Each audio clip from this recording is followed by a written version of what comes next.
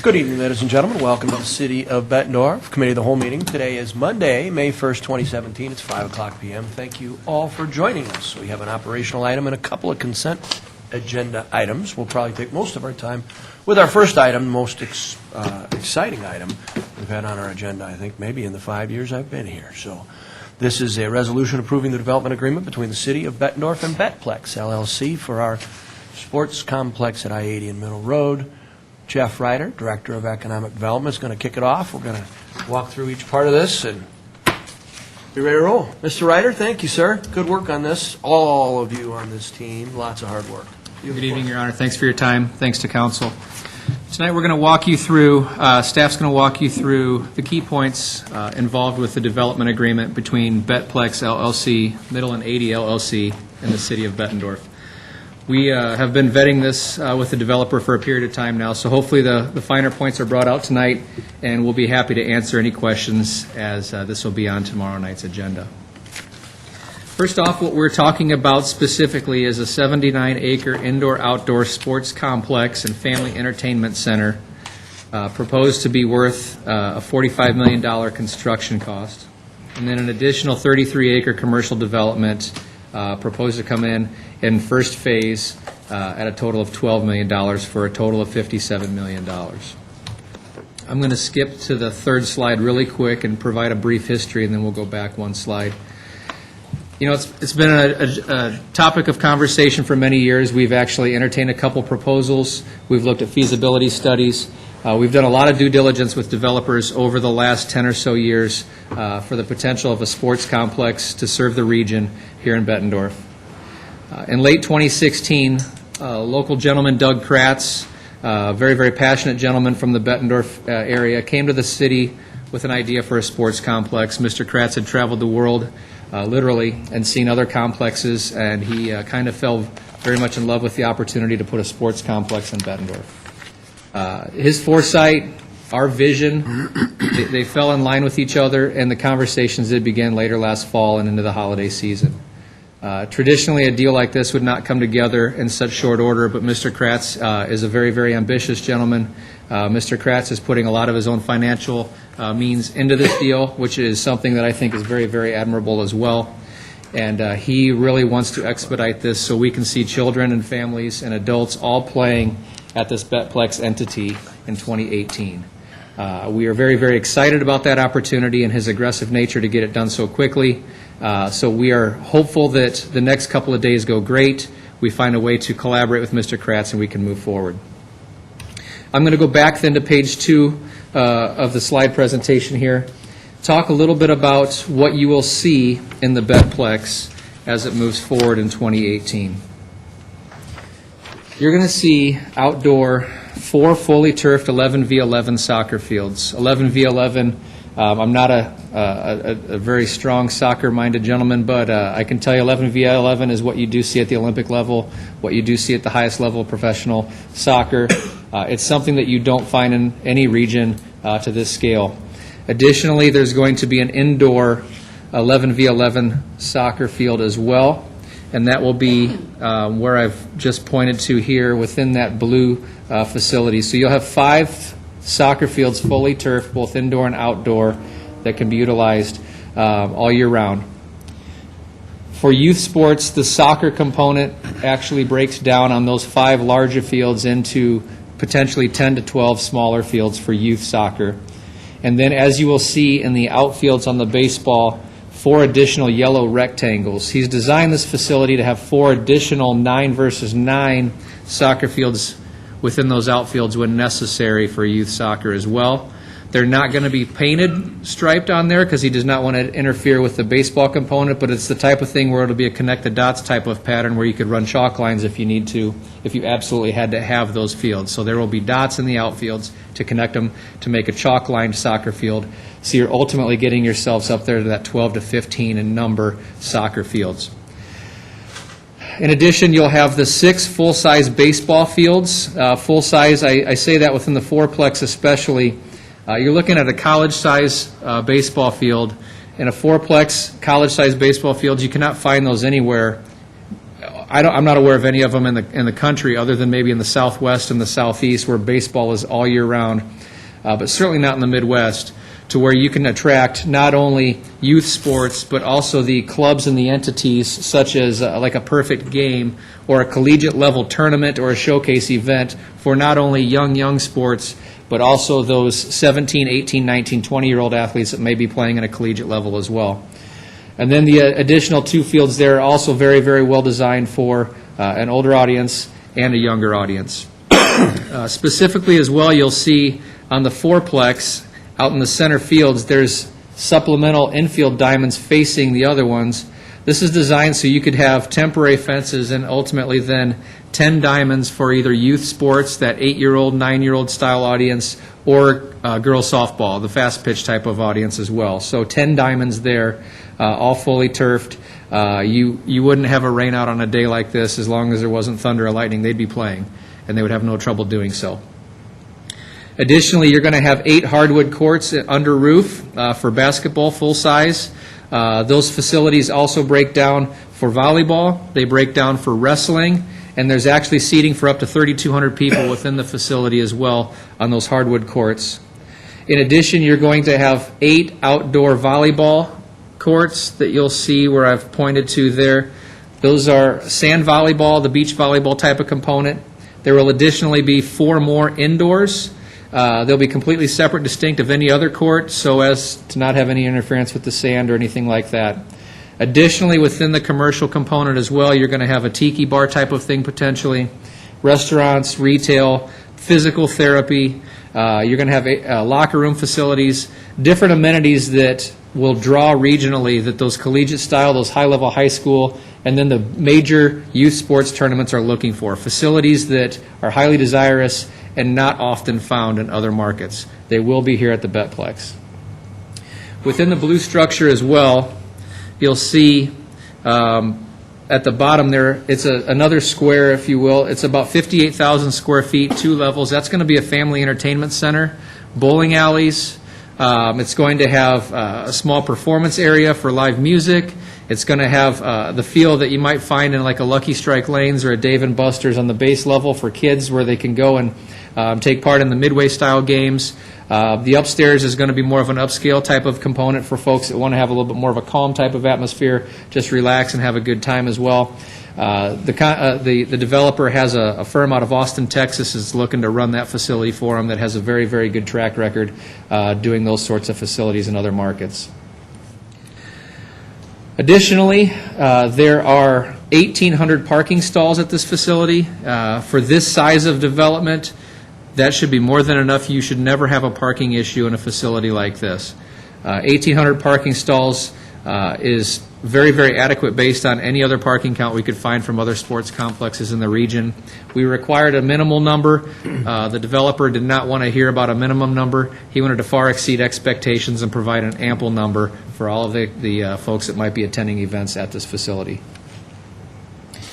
Additionally, there on my right. Jeff, can I ask a quick question? Yes. Is parking proposed to be free at this point, or is there a revenue source from the parking? Has that even been considered? From our perspective, it won't be a revenue source for the city. We are anticipating parking at this point will most likely be a free amenity. We do anticipate that if he has major tournaments, he may charge some sort of cover charge or something along those lines. But we do anticipate it being a free parking situation. Okay, thank you. Sure. So over in this area here, that's more the commercial area that's proposed. What is part of the development agreement we'll talk about in a moment as well. At least one hotel is contemplated in Phase 1. Additional retail and a C-store is part of Phase 1 as well. That is part of that 33-acre development that was referenced on page 1. And I will continue to move along here just for the sake of time. But as we get into this, you can please answer or ask any questions you may have. The 2 phases that we talk about, there will be the Betplex site. This is the sports complex specifically, and then there's the commercial site. The indoor-outdoor sports facilities and the family entertainment center are contemplated by August 1st of 18. Obviously, with weather days like this, that does not help those sorts of deadlines. They need to get the core samples back to say it's okay. But it's the developer's goal to get it done by August of 18, if not sooner. He'd like to have folks playing on those facilities as quickly as possible. The commercial site is contemplated to commence no later than January 1 of 2021. Again, we are fully anticipating this to be a first phase development in tandem with the sports complex. I believe it's the developer's intent to do so. He would certainly like to have a hotel and the amenities servicing the sports complex as quickly as possible. So, Your Honor, I'll go over the city commitments to the project, but before I do that, I did have a chance to visit with the developer today. Just some rough numbers that I wanted to help share with you. They expect that they'll have about 780,000 people visit in a year's time. In the indoor-outdoor tournaments, roughly 340,000 people, 40% of which will travel from further than 60 miles away. They should have 45 weekends filled for indoor activities, averaging about 4,000 people, 26 outdoor weekends, averaging about 6,000 people. So this, and then about 150,000 people will visit the Family Entertainment Center. So this is going to have a pretty strong draw in terms of the number of people that will visit with this. The city commitments to the project are: there'll be a $4.9 million TIF-supported economic development grant financed by capital loan notes. The principal and the interest will be retired pursuant a minimum assessment agreement. Christine will talk about that in a second. $3.87 million of infrastructure improvements to the site, which include sanitary sewer, stormwater improvements, entry roads, improvements to Middle Road and Forest Grove, and asphalt access walkways. $1.9 million in economic development grants paid in 2 installments, and then we are going to purchase 10 acres of land for $600,000.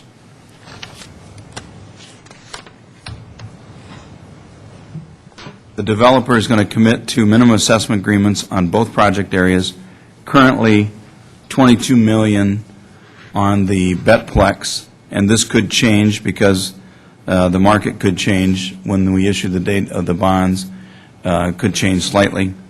So we're saying currently it's $22 million. We'll lock that in when we get to the actual financing arrangement, but it shouldn't be too far from that. And why is that important? Why Well, do they come together? the minimum assessment agreement, the taxes that will be paid drive the debt service on the $4.9 million plus interest So it's got to be enough to pay off the city. for the life of the debt service, the life of the loan. So, and Carol will go over that agreement or the bonds in just a few minutes, the financing. Developers agreed to pay on any hotel that is established, but for sure the one hotel, the $5 per night hotel room fee, similar to the arrangement we have with the Isle of Capri. Currently today at the Isle, we have a $4 per night room fee that's charged for anyone that stays at the Isle, whether they're comped or whether they're not, and we have agreed with the developer to do so at this hotel and any other hotel on this site. In exchange for if a hotel permit has not been pulled by January 1 of 2021, the developer will pay back the $1.9 million grant over 10 years. And the developers agreed to a personal guarantee on the first 3 years of the capital loan notes rather than have us do capitalized interest. So he'll make those payments. And then the TIF terms, I'm going to let Christine handle the TIF terms. So at tomorrow evening's meeting, in addition to approving the development agreement, the second step would be to approve a TIF district ordinance. The TIF is broken down into 2 separate components. One covers the Betplex Sport Complex site itself, and the second covers the commercial area, which is the area that fronts Middle Road and Forest Grove Road. The Betplex site, as Decker had discussed, there will be a 20-year, 100% TIF that will be used to finance the $4.9 million economic development grant.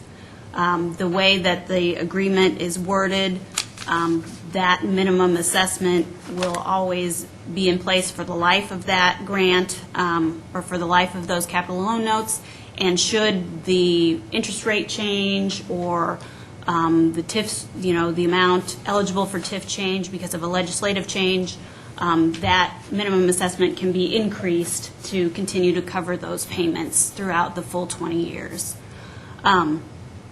So currently, based on Carol's numbers and what we're hearing from the city's financial advisors, that's estimated at a $22 million minimum assessment agreement, but may change throughout the term.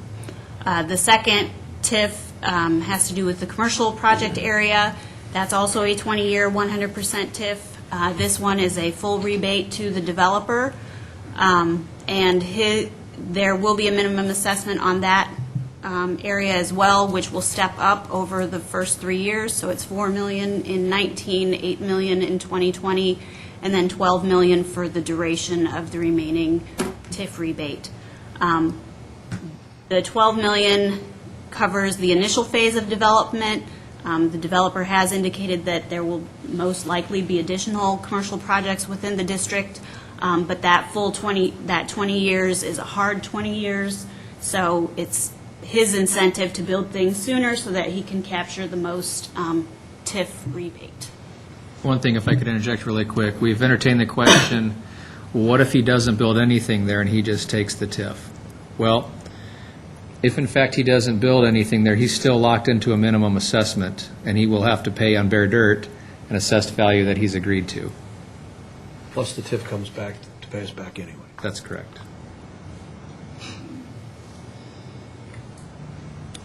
So what are the benefits to the city over 20 years, Your Honor?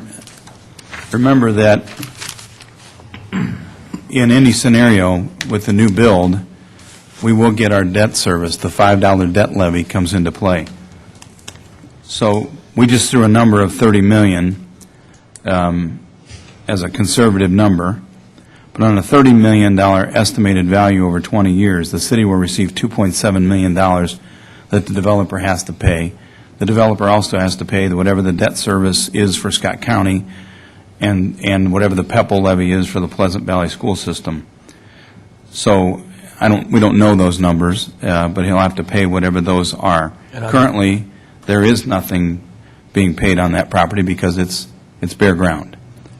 And on the assessment, or the value differences, we've got a minimum assessment agreement so that at the floor, we get repaid, but the actual value is what they'd pay the debt levy and the PEPL and the Scott County debt levy, as you just discussed. So that could be $65 million. You threw a number at 30, so we're seeing the math, but whatever that number might be is what it is. And we won't know what that is until the assessor actually establishes the value. We know they're going to spend $45 million, but remember that a number of the fields that they're going to spend money on are not buildings. It'll still be just land. So we think a $30 million is a pretty good number. Could be higher than that. We don't know that it'll be dramatically higher, but $30 million is a pretty good number in our opinion. Okay. We've locked in a $5 room fee for 100 hotel rooms with an average of 60% occupancy over 20 years. We would receive $2.2 million. Difficult for us to estimate actual sales tax, so we did this very conservatively. The increased sales tax estimate on 100 hotel rooms only, our share is $600,000 over 20 years. The hotel motel tax, separate and distinct from the $5 room fee, we used a $90 room rate and a 60% occupancy. The city receives $2.8 million over 20 years. And then on the $12 million commercial commitment from retail, restaurants, hotels, entertainment generates $1 million from the $5 debt levy over 20 years. Again, if nothing's built, none of us get that $5 debt levy. So we feel really good about that coming back in terms of our repayment. Aren't we at a higher than 60% occupancy across the Quad Cities now? I think 60% is a pretty good number from Joe Taylor on across the board. It's very, very conservative, I but thought it it's was like fair. upper 60s now across the Quad Cities. Yeah, I believe we've done a positive job here in showing you some conservative estimates throughout this presentation tonight. So we're anticipating greater growth, but we're doing our best to be conservative. Thank you. So in staff's opinion, Your Honor, this is the anchor development that will spur the additional growth around the whole I-80 Middle Road corridor. As you know, we acquired that ground 19 years ago, and in the northeast corner have had really no takers on that ground.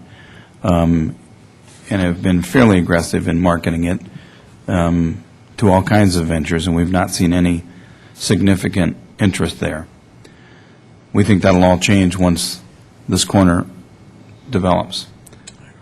So as we considered extending significant incentives, we took the steps to try to assure that our costs would be recovered, and without considering any additional future growth. But we know that the Bettplex project, as detailed in the development agreement, provides a net benefit to us of about $2.95 million over the term of the financing.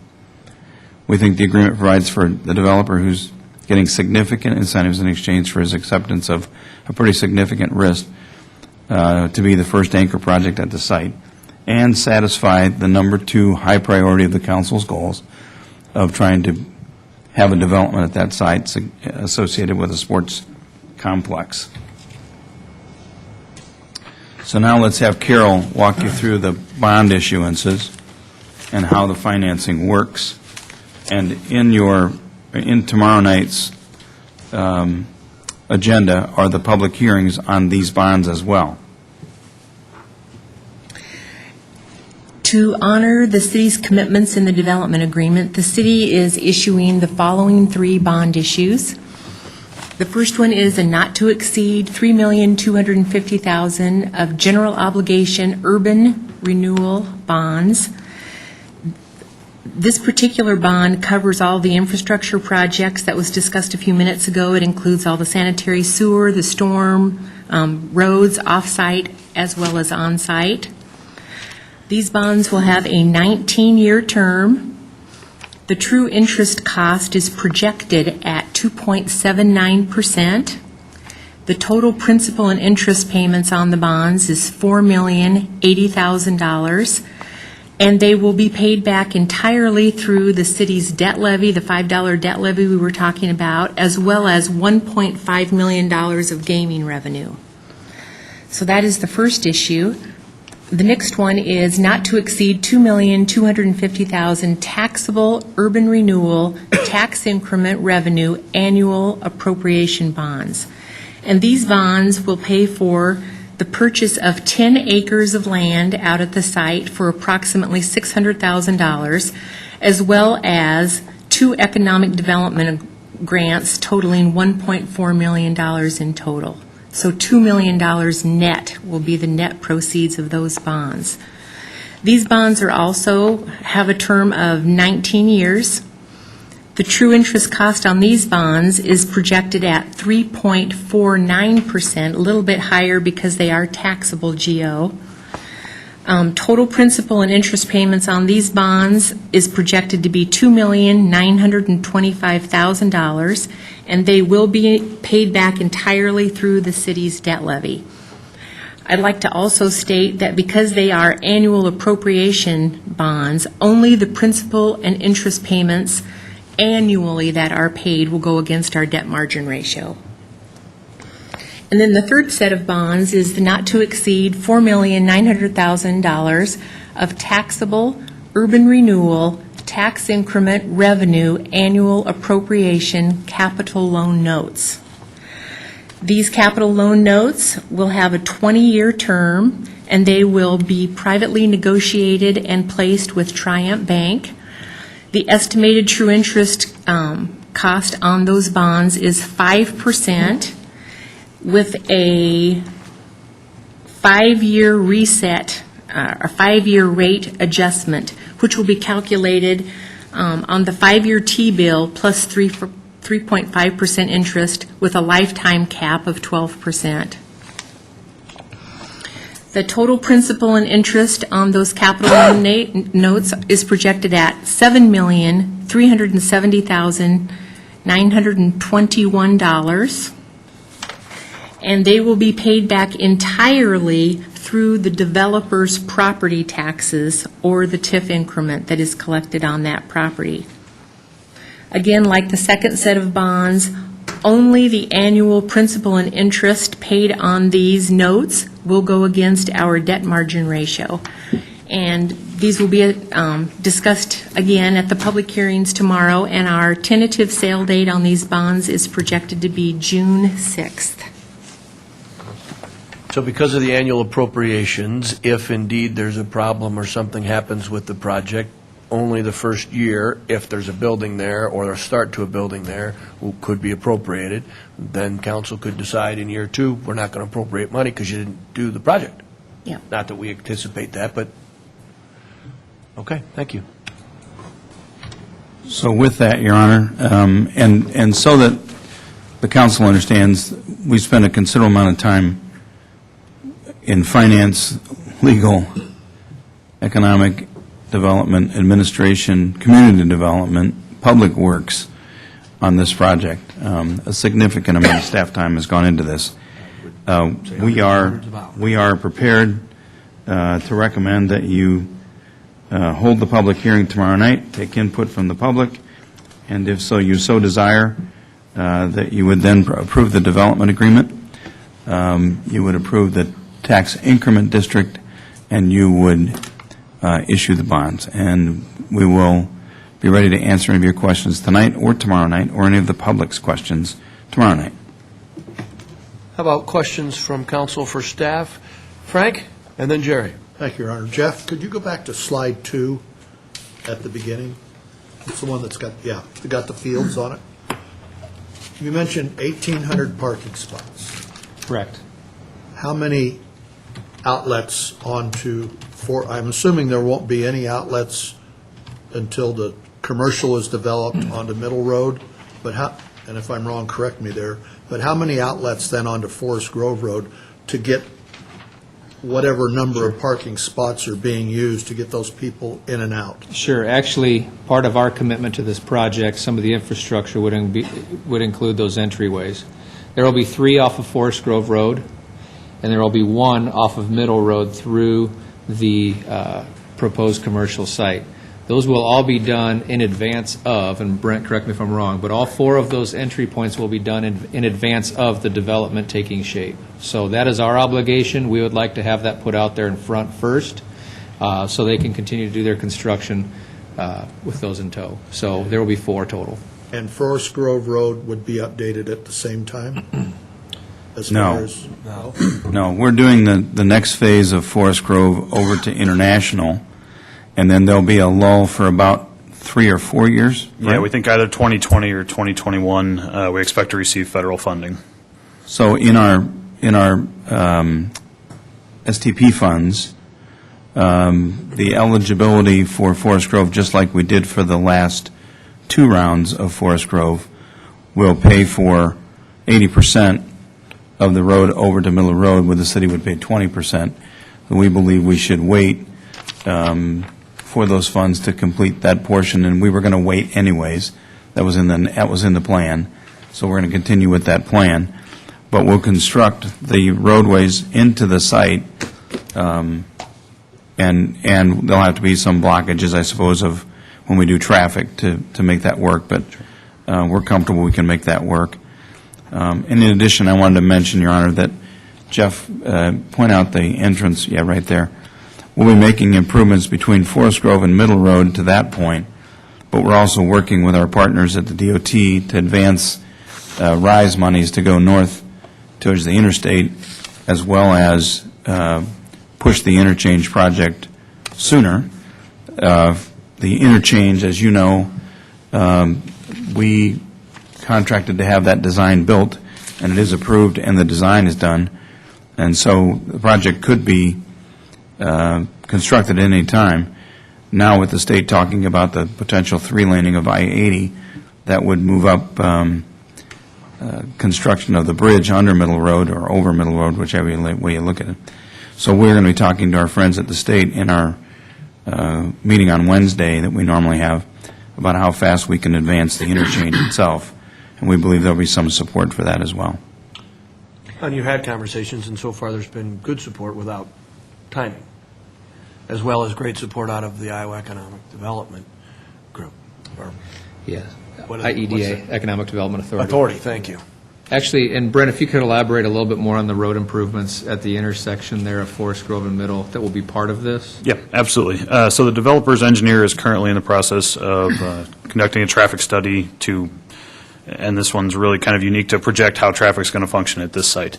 It's obviously not a standard project, so they're in the process of doing that.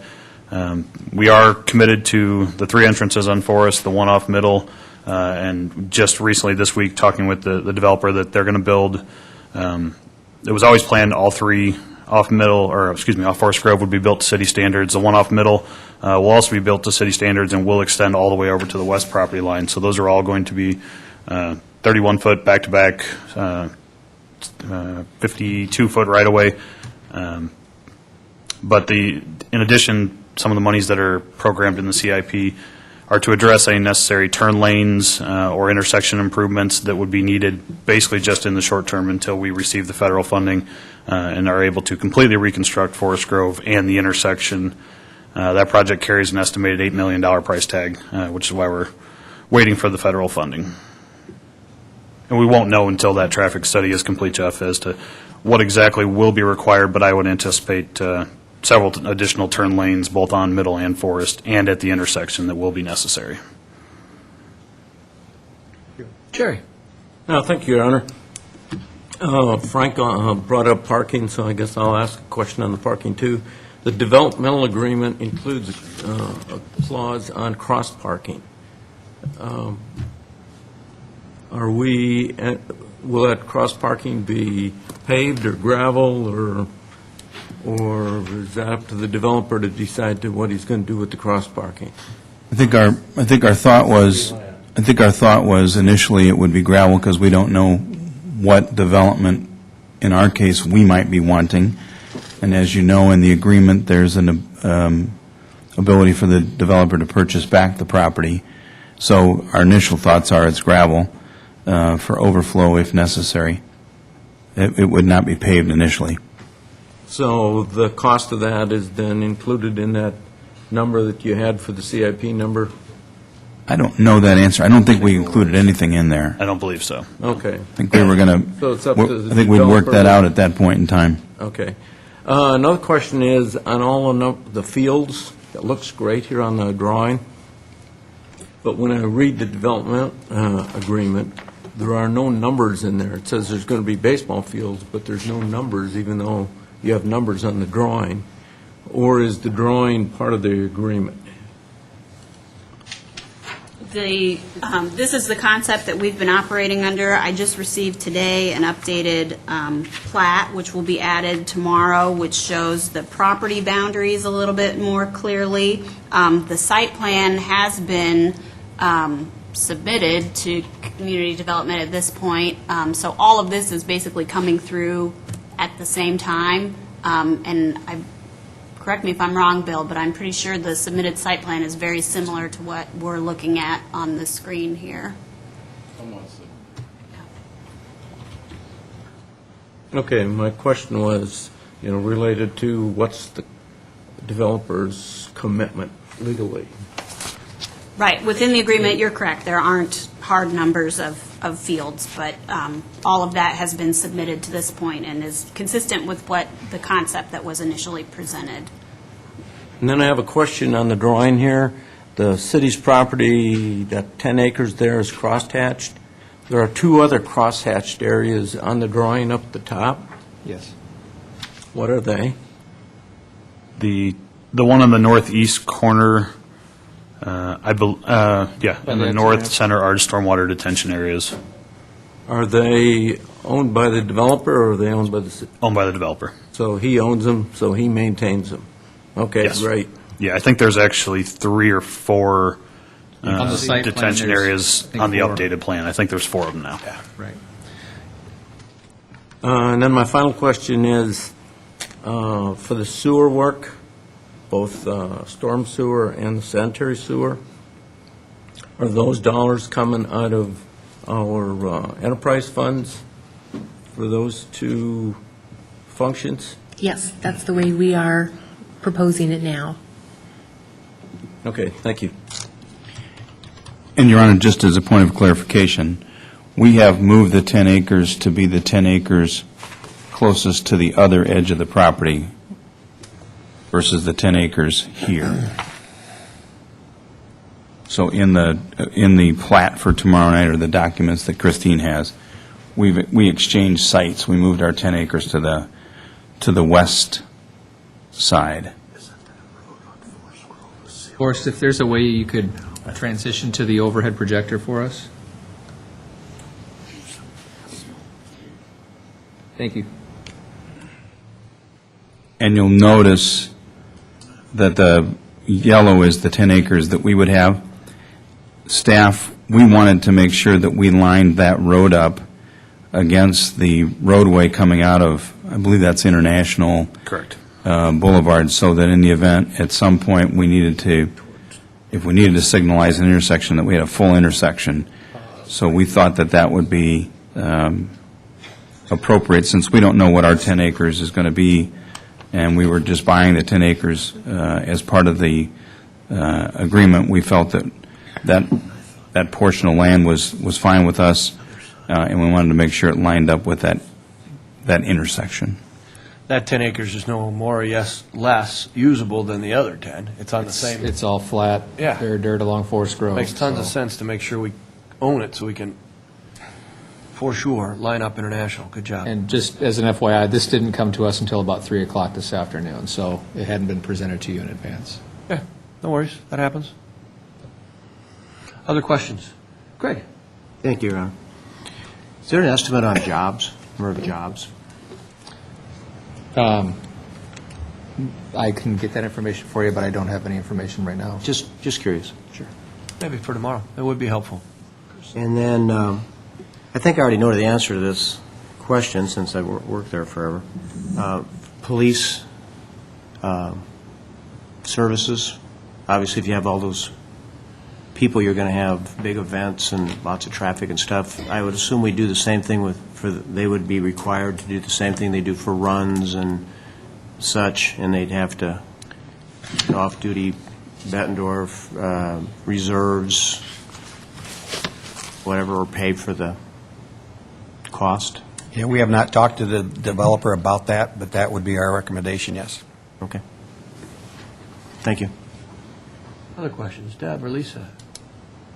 I don't have anything. I'm glad to see the 10-acre, or us acquire that, whether it be, future that, or say for some reason we needed, police satellite or whatever out there. So that's good. Del Webster? Thank you, Your Honor. I had one concern in the development agreement that I saw, just coming from my background. The $1.9 million grant that has to be paid back if they don't pull a permit to build a hotel. I can pull a permit and never build a hotel. That's a concern to me. It doesn't cost that much money to pull a permit. Technically, I don't know, maybe Christine could fill me in on if they legally pulled a permit and never built anything. That's kind of the way I read the agreement. Maybe I'm incorrect, that it doesn't technically tell them they have to build it, it just says I got to pull a permit. That's the way it reads currently. I mean, we can lock that down.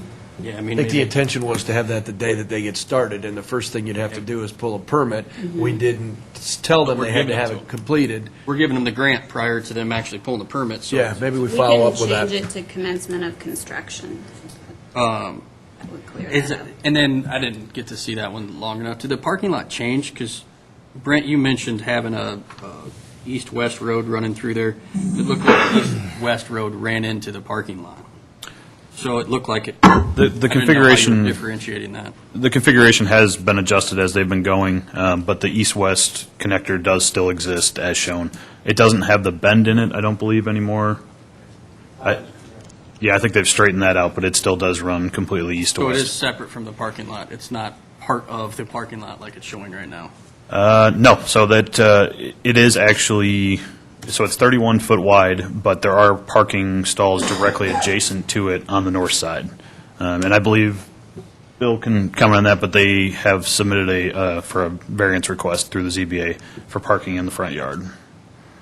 So essentially, it's a lot like the roads in front of North Park, maybe, where there's a road, but it's directly adjoining into a parking lot? Yeah. Is that how you would? Yeah, on the north side, yep. On the south side, it'll be a standard curb city section. And then my last quick question is, the city-owned property, is that within this TIF agreement? Or is that just that they can buy it back and they'd have to come back and get a TIF? The TIF district will include the city property. So if they bought it back from us, would they automatically be issued a 20-year, 100% TIF on that property, or would they have to come back through the development agreement process? It would fall under the existing 20-year TIF. So they could build with whatever's left, but it's 20 hard cap. So they bought it back in 10 years, there's only 10 left. 20 hard cap from the date that they, The entire site is within a hard 20 TIF district. so if they bought it back in 10 years, they'd really only get a 10-year TIF. That's Correct. correct. Correct. So they get the TIF for everything on that drawing? The- Anything that's constructed on that drawing? Correct. Correct. With a caveat that it pays us back pursuant to what Carol was explaining. The Betplex site. Betbeck site, yes. The rest of them. Correct. The rest of them are rebated TIFs. They are Correct. not That's correct. using the tax money to pay any debt. That's correct. It's rebate based on value created. The one that's generating revenue in order to pay back debt is the Betplex and the Betplex area only, not the adjoining commercial. Is that correct? Correct. Sorry, young man. So the commercial still has to pay the $5 debt levy, though? That's correct. Yes. All of it does that. All of it for, All of it, we don't okay. take that away, period. One more before we go, yes, sir? No, I'm going to jump in. They actually have to pay the county's debt and the school's debt too also, is that correct? The PEPAL for the county and the school district and whatever the debt service is for county. Theirs is not. Are they $2, Carol? County's. I think it's close to about 3 total So it's about $8 between all of them. Per thousand. per thousand. About 1,000, 45 million. Scott? Thank you, Your Honor. The oft-cited feasibility study that went back, I don't know what the age on that, that's 3 years. 3 years old. Essentially, right? But the issue with that feasibility of the proposed project that was studied was essentially, it was exclusively sports-related. And indoor. So the difference here in what this particular entrepreneur has come up with, and I'm looking for some validation and clarification, is the extra homework that they did for the fun center, which essentially would go to offset any of the losses as it sat maybe idle during some shades of the day and through the week, but then changes the game on the feasibility because it's a drastically different project. Is that? I think that's a fair assessment. This is quite a different product and quite a different development set of standards. The developer is very, very motivated because he's investing his own financial means to this project. They've done their own market research, none of which was based on our previous market research. They are doing this totally privately on their own terms to figure out what it is they feel they want to do. So the development that was contemplated on the northeast side took into account our land, took into account some of our amenity-style services that we wanted to see, it was a wholly different playing field.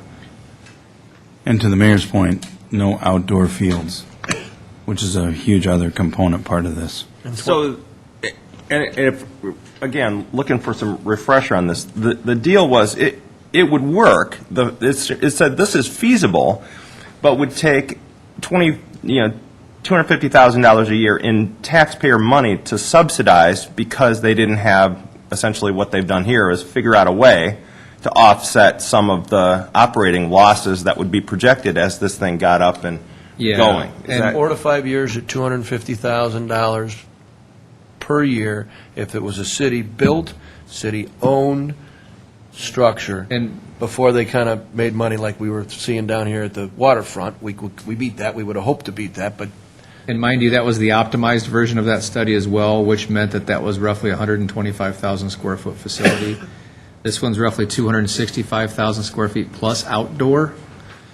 So this is roughly, I would say, 4 times larger in scale than that development was at a $250,000 a year operating subsidy. Good, thank you. Thank you, Your Honor. yeah.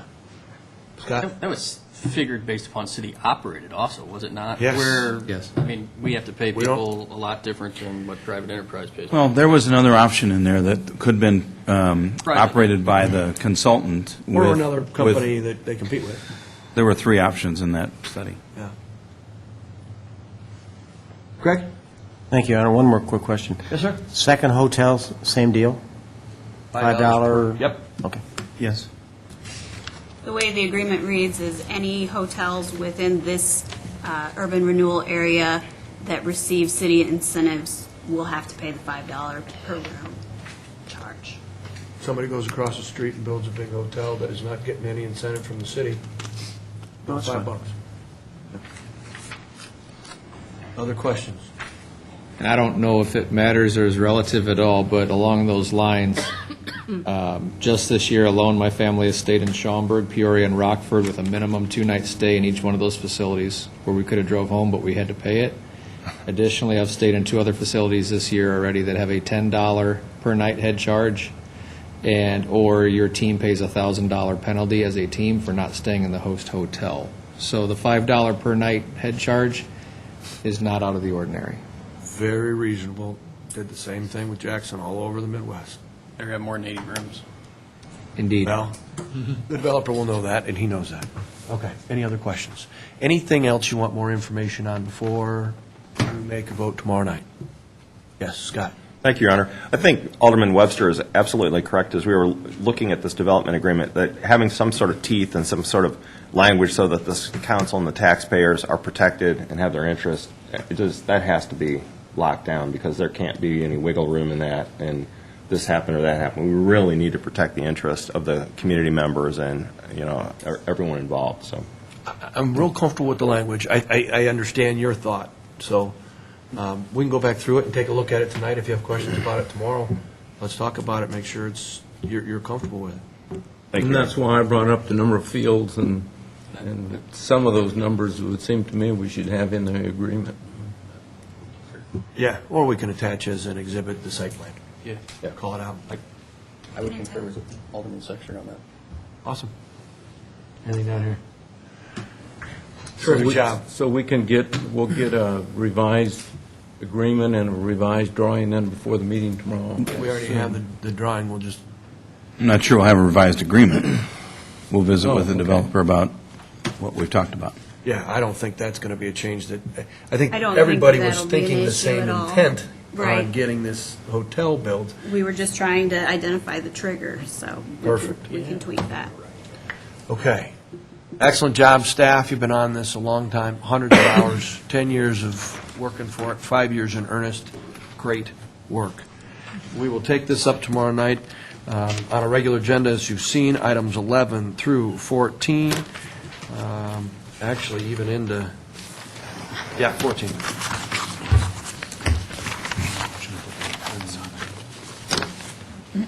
'16, 17, 18, we're a little further than that, but in any event, they're all on the regular agenda. I'd entertain a motion to leave them there as such for tomorrow night. Second. All those in favor? Aye. Any opposed? We will talk about it tomorrow night. We'll have a public hearing. What I intend to do is, Carol, so that you know, and you help me, because you guys ran this show very well tonight, I'll let you do that again.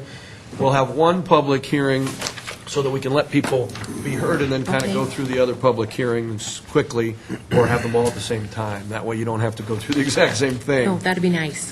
4 or 5 different times. All right, perfect. Your Honor, items B, C, and D on the consent, should we move them to the regular agenda then too? They're for the sportsplex? Do you have a thought on that, Carol or Decker? Which, Well, Your Honor, you would be if the council doesn't approve doesn't approve the items, the previous items, then those would go away. Right. that's, yeah. So because the consent is after the bond items, if you approve the bond items, then these are academic, because then you're actually directing for the advertisement of the sale. If you approve it in your items to appear, this becomes academic, but that's up to the council. Does that make sense, Sherry? You okay with that? Yeah, it makes sense, Tim. Okay. Let's move to our consent agenda items. And for that, we welcome our Director of Community Development, Bill Connors, and Greg Beck. Gentlemen, you have the floor. Thank you, Your Honor. Remax Center LLC is requesting your approval of a site development plan for a building addition to 4555 Utica Ridge Road. Property is located on the southeast corner of the intersection of Crow Creek and Utica Ridge Roads. Directly to the west is Trinity Hospital. Building is home to a realtor's office and a chiropractic clinic. The outline in yellow on the graphic shows the proposed building addition that's being requested tonight. Property is located on lots 1, 2, and 5 of the final plat of the replat of lot 77 of Terrace Park.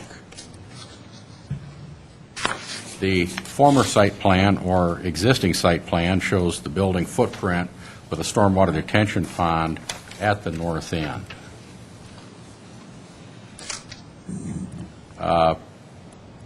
Proposed site plan shows a two-story addition, contemplated. It's going to have approximately 2,900 square feet per floor, be attached to the north end of the existing building. Stormwater detention pond is going to be eliminated and replaced with an underground stormwater detention system that conveys water to a manhole, and a 12-inch storm sewer pipe will come out of that and connect down into the storm intake on Bunker Hill Drive. 12-inch pipe will have the discharge restricted at the manhole to meet our ordinance discharge requirements. A drive will connect the west parking area to the existing driveway on Crow Creek Road. Stormwater detention will be underneath that drive.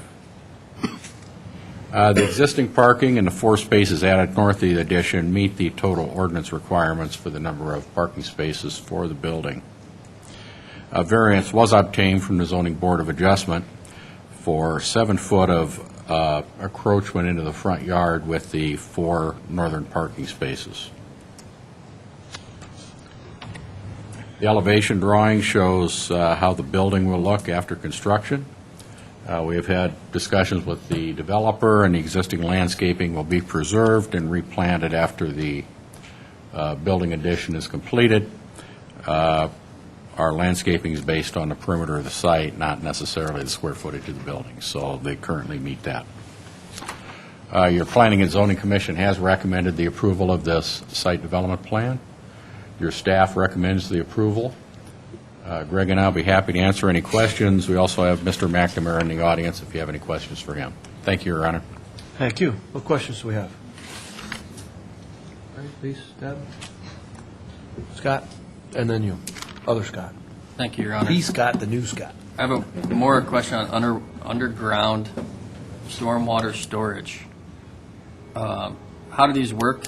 How well do they work? I mean, I've heard horror stories about them, so that's why I'm asking the question as to whether or not they can actually work as well as an above. Yeah, there's generally 2 types of systems. There's more of a closed system, which is what this is. I believe these are 36-inch pipes that are going to be running parallel to each other. I think there's 4 of them, so there's an equivalent volume in those pipes. They tie together with a manifold system and then restrict the release rate, so it should function very well. There's also an open system, which is mostly rock and kind of plastic structures. Those do not tend to function as well. This should not have any issue. Do we have room in that, so it's going to be slowed before it hits the pipe that exists now? Correct. And in that 16-inch pipe, do we have capacity there? I mean, is there? So their discharge to the east goes almost directly to the creek through the neighbor's yards back there. Right. Which creek? It's a tributary. Greenway. Greenway? Yep. Okay. So it drops into Greenway right there somewhere? That's where this Yeah, you can discharge see. will go now, or it'll go into the sewer? Well, all that water does go there now. Right. We're going to take it from there and put it in the sewer. They're going to run their own sewer, tie into ours, which then dumps directly on the other side of the street. Yeah, if Greg's showing you, the end of his purple line ties Our into capacity ours. there's, Yes. okay. Yeah, because all that water goes there now. Yeah. Anything else, Scott W.? Nope. All right, the Scott, kind of the Ohio State University. He was here longer. You're new Scott, he's the Scott. Just for today, I'll switch it. Pulling rank. Thank you, Your Honor. Bill, can you touch on access behind the building and how that driveway, does that change much? It looked in the drawing that it is super tight back there. I don't know if it's Why don't we go back to the authentic. overhead? There we go. Right now, we have access here for this lot.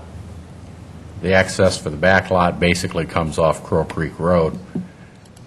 New configuration will be that this lot will tie through and connect to that access point to Crow Creek Road. So it's going to make accessibility a little better for the site also.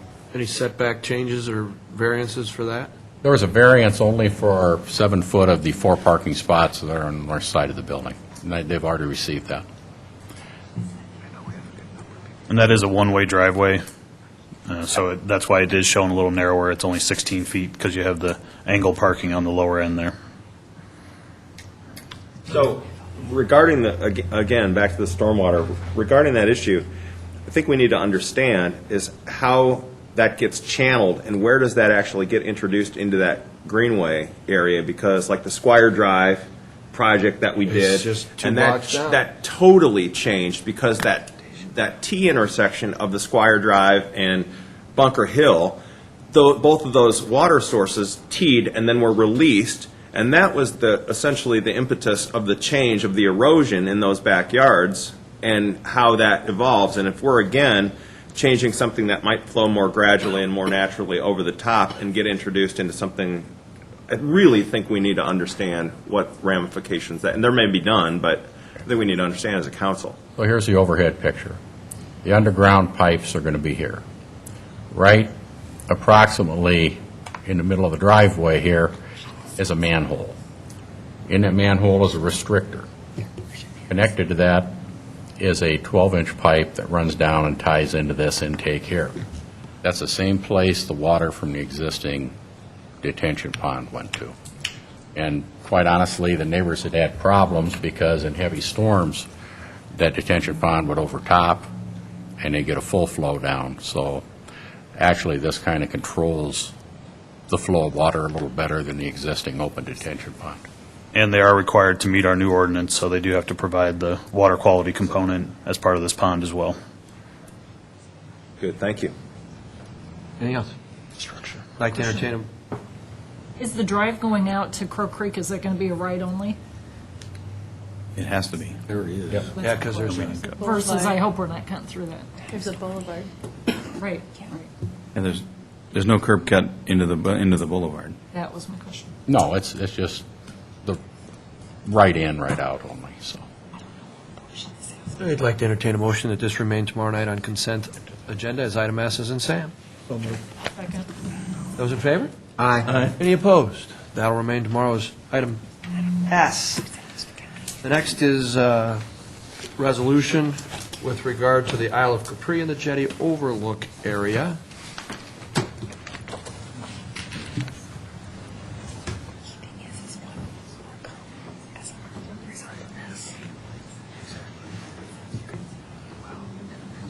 Now I want to just put the regular agenda on and move to S.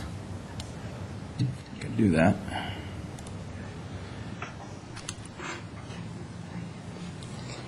Forrest, can you bring that? I'm going to have to bring the packet up here.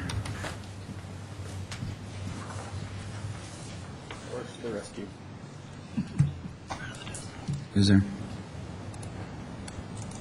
Got older today, help him out for us. Thank you. Thank you very much. Force to the rescue. Well, he's here. That's right. He's good at this. He is. B. Yep. Trust me, the one thing I figured out about getting older, you almost get done. So, Your Honor, the council has been aware of the desire for the Isle of Capri to, now that the boat has left, to remove all of the dockside equipment that they had for, that serviced the boat.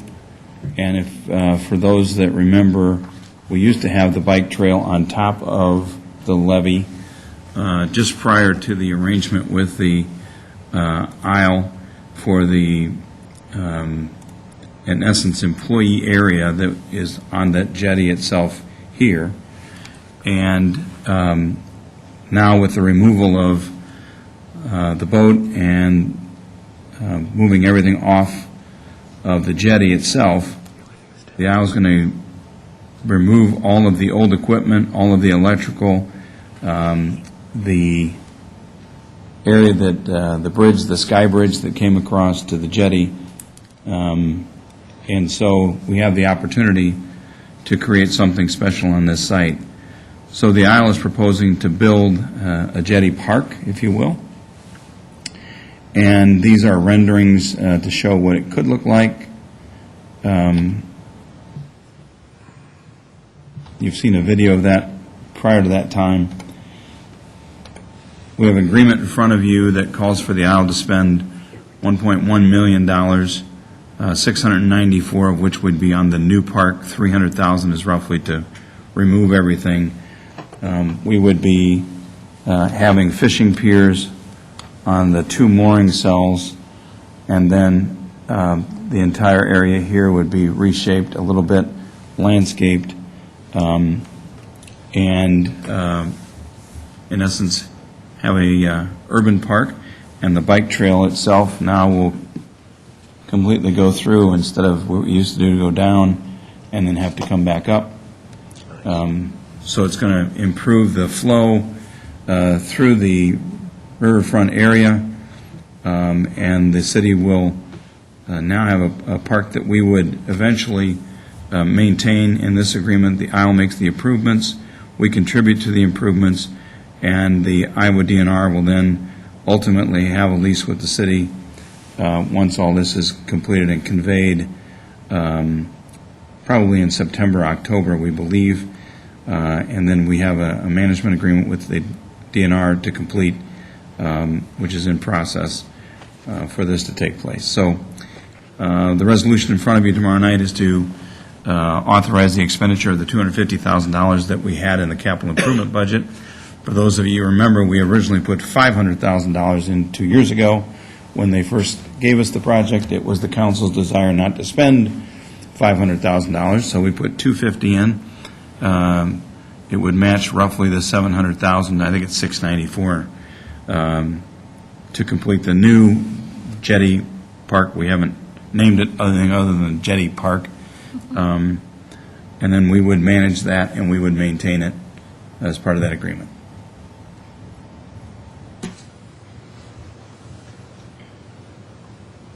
Frank, then Scott. Thank you, Your Honor. Decker, I believe, Were you pointing at him, or did you have I something? believe I've heard somewhere where the agreement with DNR and the aisle is short-term now, less than a year, I think it expires in 2018. 2018. It expires in 2018, but they think it may be terminated sooner than that. Right? Is there any problem with us getting a long-term? I don't think so. This is subject to, the Corps has already approved from their perspective, so we have to work with the Corps. But in our conversations with DNR, Christine has submitted the draft lease. We made our changes. We don't think there's any issue there. Well, and it's not a lease, it's essentially just a maintenance agreement, that it remains the Corps' property, but the city agrees that we would maintain it and, manage it basically for them. And we actually own the levee by conveyance from the Corps, but we have to maintain it to the standards of both FEMA and the Corps. So this just mirrors that, frankly. Okay, thank you, Your Honor. 2 questions, quickly. The first one, you said remove electric. Will this park be lighted at all for, number one, safety, number 2? Yes, it's anticipated to be lit. You can see bollards here, and there'll be electrical service on site. What I meant was the electrical service that serviced the boat. All of that electrical has to be removed. I guess I'll have 3 questions. Does the dollar amount include any changes needed to the path? Yes. And then, what are the opportunities, or can the opportunity be to have fishing areas that are on the water rather than 10 feet above the water? So, Off the jetty, could you put steps down to a dock off of that so that kids can have access to the water and fishing? this area here, I mean, Yes, Steve. people, it's fairly steep, but there's, Similar they could levee. fish from this area. They could fish from this area, and the neat thing is, this is probably going to be handicapped accessible to fish from these two mooring cells. So, I guess, could the city put docks off the end so that people would have more access to recreation there? I think we'll want to look at that. I don't think we've really explored exactly how we want to put the fishing. We were very excited about these two mooring cells for fishing and for handicap accessible fishing. And this observation area, we assume, could be a fishing area as well. But the water in here is not very deep here. That's what I was thinking out the front. It gets a little deeper in here. Was it? Jerry, do you have some? Yes, thank you, Your Honor. Comment and a question. First comment is, we got a cost estimate. As an engineer, I consider this a proper cost estimate. Thank you. This is a real cost estimate. We worked it up just for you. Thank you. Thank you much. And the second question is, with this jetty, when we're done, will it be able to dock a boat, say a Viking boat? It currently docks the Mississippi Queen, or the American Queen, sorry, docks here. So it could handle any large vessel. Still handle something when we're done with the construction? Yes. Great, thanks. And that is the plan. Yeah. Thank you, Your Honor. In the artist rendering here, it's hard to determine how steep that, the bank is. Because we're designating that as a fishing, okay, that's better. Because we're designating it as fishing, what kind of liability are we going to have if there are, like, teenagers down there fishing? Because I know my son's constantly, where can I fish, where can I fish? So he'll probably be down there. But it doesn't look like there's any fencing or anything around. I mean, is it going to be the boulders like we see on the other side along the bike path, or is it that crushed gravel? It's currently bouldered. It looks like crushed gravel, but those are pretty good size. I don't think that portion's going to change very much. We're just changing It really the isn't. top of it. So it'll be the boulders just like it's over by Leach Park or... But if we're designating this is a fishing spot, does that open us up to liability? I don't think there's probably any more liability or less liability than we have today anyplace else along the river. Publicly accessible area, and people are congregating there. I mean, I don't know that by designating it as a fishing location that changes necessarily. And I think we'll watch how it works and how people utilize it. If we have to make changes to accommodate that, I think we'll take a look at that. I think the exciting thing was that this would open up a piece of ground along the riverfront that previously we didn't have access to, and where our bikers now don't have to go off the path, can go straight through, and our walkers. I think it'll be a great respite site. I think it'll be well utilized, and I think it'll be a kind of a destination point to rest or whatever. But it's and it's beautiful. I just wanted to ask about the liability. Any other question? We've got the fishing area down, I can't remember the name, is it Care Park? Way down by Pastel Cove? Pigeon Creek? Pigeon Creek, okay, I'm wrong bird. Similar thing, I mean, we've got the fishing there and fish at your own risk. Fishing. Okay, that's all I had to say. Greg? Thank you. This doesn't have any effect on the marina, right? No more? It's not. The marina's adjacent to it. The one photo, let's go here, on the left side, Yeah. here, you see the marina here. That's the marina, okay. So, but there'll be connectivity to this to utilize this walkway area here. So you can get to the tiki hut from there? Okay. I believe so. That'd be nice. Okay. Thank you. Other questions? Scott? Only one other quick one. If this is approved, when would they start construction and when would they estimate completion? We would, if we approve the agreement, we're going to give them the go-ahead to proceed, and then they would do their own letting, and they expected to try to do that early June, and we're hoping to be completed by fall. Anything else on this one? All right, then I'd entertain a motion that this remain on tomorrow night's agenda as V as in Victor. So moved. Second. Those in favor? Aye. Any opposed? We'll take it up tomorrow night. Nice job explaining it. Good work on that, Decker. Looks like a great project. Is there any other business for this honorable body? Yes, Mr. Adamson. Thank you, Your Honor. It kind of came up in our conversation tonight with a different project, but retention ponds are owned by the landowners pretty much, right? We don't own any? Do we own any? We do have some. A few, Some. but the majority of them, yes. Okay. So this, I don't want to mention any names or anything, but it's just the general principle of this thing. We approve a project, planning and zoning approves it, we approve it. You guys go out and inspect this retention pond, it's so deep. Correct. It holds water for so long, and then if it gets so much, it starts going over the lip. But when these things get silted in, they may not take a half an hour rain, or maybe I'm exaggerating a little bit, but they're not like they were designed and approved. That happens. So Yeah, naturally, yeah. So what is our enforcement for that?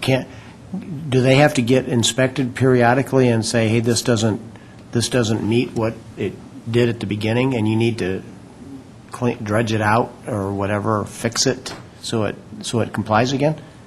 We discussed that when we were going through our stormwater ordinance changes last year and received several comments related to, we initially did have a draft that put the inspection requirement on the individual property owners, which we then realized really was not feasible in the most part because a lot of times these older basins are located in 1, 2, 3, 4, 5, 6 adjacent homeowners' backyards where they all share a portion of it. Sure.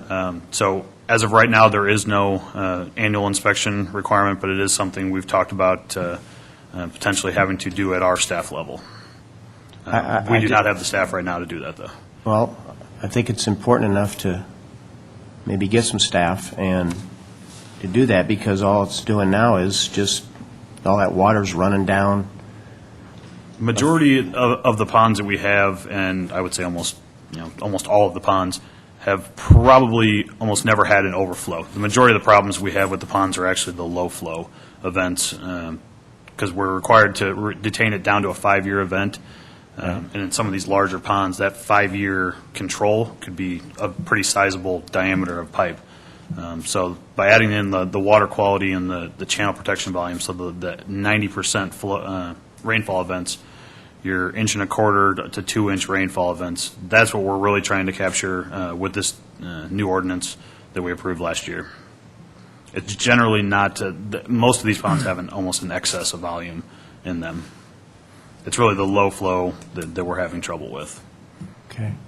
And low flow, mind you, is the everyday events, but it's when those are constant and they're essentially not being detained, they're blowing right through these basins. That's the kind of the bigger challenge we have. Okay.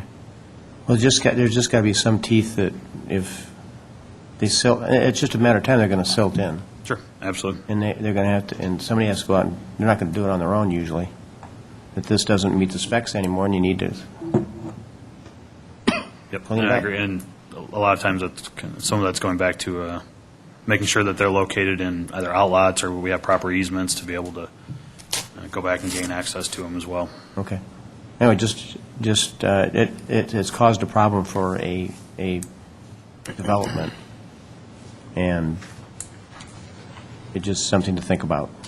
Yeah, you know exactly. Thank you, Your Honor. Thank you, Your Honor. As a follow-up, do we have an inventory of those? No, all come through us for approval. Yeah, before we they're do. We constructed. do have an inventory So we do that was keep an started inventory. by a previous staff member. Yep.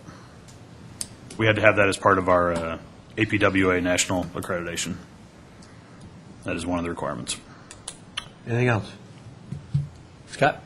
Thank you, Your Honor. And I brought this up to Decker a little bit this week. I think some other council people did. Was the service line warranties. I've got a couple phone calls on this of where I understand that we signed a contract. Right here. Yeah. We signed a contract with them that allows them to use our logo, and it was a great service added to our area. I believe it's given some competition to some other folks. The part that I think most people are disagreeing with, there's some of these letters are formed and appear to be signed by the city where it's a separate company. So I'd just like to publicly voice my concern with them writing letters that are appearing that they're coming from the city. I know that Decker sent, I think, all of us a copy of the contract that was signed, and I understand that we allowed them to use the logo. I don't necessarily read in there where we agreed to have them write letters that appear that we're writing them. So that's my disagreement with that particular thing. I think it's confusing constituents, albeit I do highly believe that it's a good program. I just think we're not part of a deceptive marketing, and I don't necessarily know that they're trying to deceptively market, but when they're putting things that say the City of Bettendorf at the bottom of them, I think that's where I get a little concerned. And I think constituents have rightfully voiced their concern with it, so. Agreed. Thank you, Your Honor. Anything else? All right, then I'd entertain a motion to adjourn this evening's meeting. So moved. Second. We stand adjourned. We'll see you tomorrow night. Thank you all for being here. Good evening, ladies and gentlemen. Welcome to the City of Bettendorf City Council meeting. Today is Tuesday, May 2nd, 2017. It's 7 o'clock. Michelle, please call the roll. Brown. Here. Lamar. Here. Nauman. Here. Sexer. Here. Baden. Here. Webster. Here. Adamson. Here. Thank you all for coming. We have a packed house. This is more people than I've ever seen at a council meeting in the 5 years I've been mayor. So thank you all for being here. We have a very busy agenda. But to start our agenda, we'll do so as we always do. So could you all please rise, remove any caps or headdresses you may have, and join me in the Pledge of Allegiance, which will be followed by an invocation given by Justin Scott of Eastern Iowa Atheist. I pledge allegiance to the flag of the United States of America and to the republic for which it stands, one nation, under God, indivisible, with liberty and justice for all. Mr. Scott. Yes.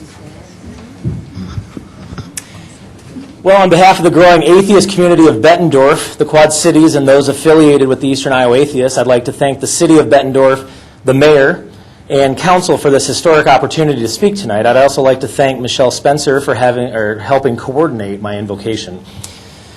Rather than bowing your heads and closing your eyes tonight, I instead ask that everyone in this chamber keep their heads up and eyes open so that we can all appreciate the amount of amazing human potential gathered in this room tonight.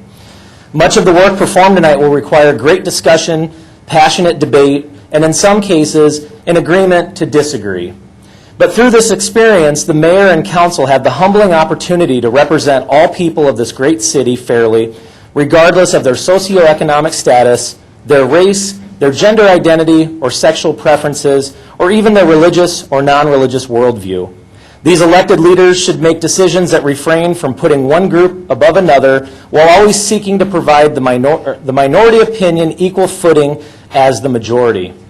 I encourage the mayor, council, and citizens in this room tonight to harness the power of humanity, relying only on reason, observation, and experience in the decisions that get made tonight, rather than relying on doctrine, tradition, or any deeply held belief. The only higher power to rely on in these chambers should come from within each of us. In closing, I'd like to leave you with this great thought from Dan Barker, co-president of the Freedom from Religion Foundation, quote, "You are all intelligent human beings. Your life is valuable for its own sake. You are not second class in the universe, deriving meaning and purpose from some other mind. You are not inherently evil. You are inherently human, possessing the positive, rational potential to help make this a world of morality, peace, and joy.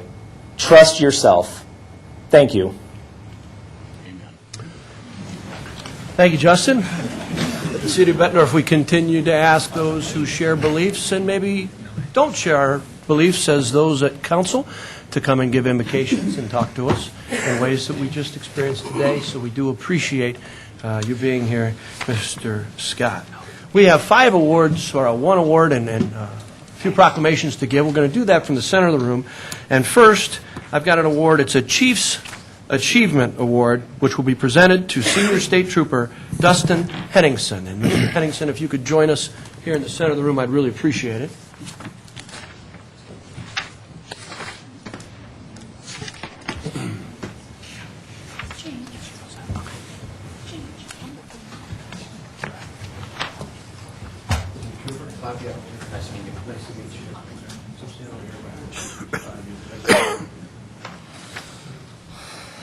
You can take a look at the screen as I deliver some comments about Senior Trooper. This is an important event for us at the city to be able to say thank you to those men and women who serve us every day. On February 28th, Senior Trooper Dustin Henningsen was working the area of the 700 block of Tanglefoot Lane when he observed the aftermath of a single vehicle accident that had just taken place. The vehicle had left the roadway and crashed, causing the vehicle to catch fire. Upon reaching the vehicle, Trooper Henningsen found the driver unresponsive and the vehicle on fire. He attempted to gain entry to the vehicle, but the doors were locked. After being unable to break the window, he returned to his vehicle to get 2 fire extinguishers, which were not enough to knock down the fire. He then grabbed a crowbar and he broke the window. He unlocked the driver's door and removed the victim from the burning vehicle.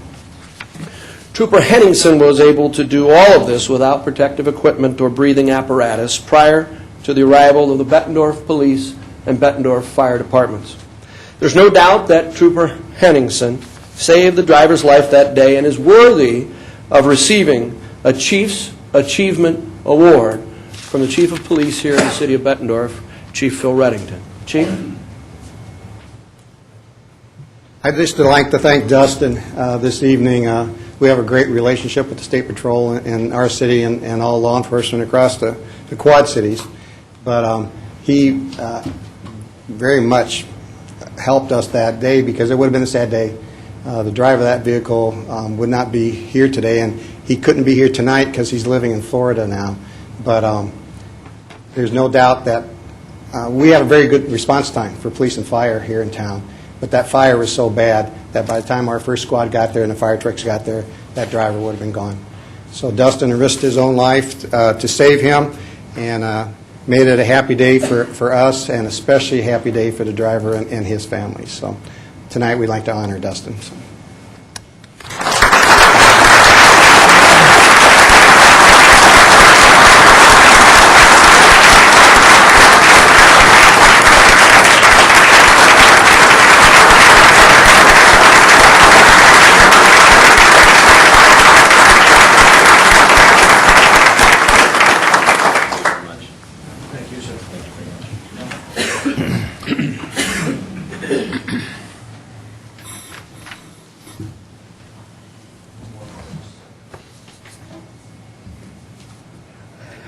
Come on, man.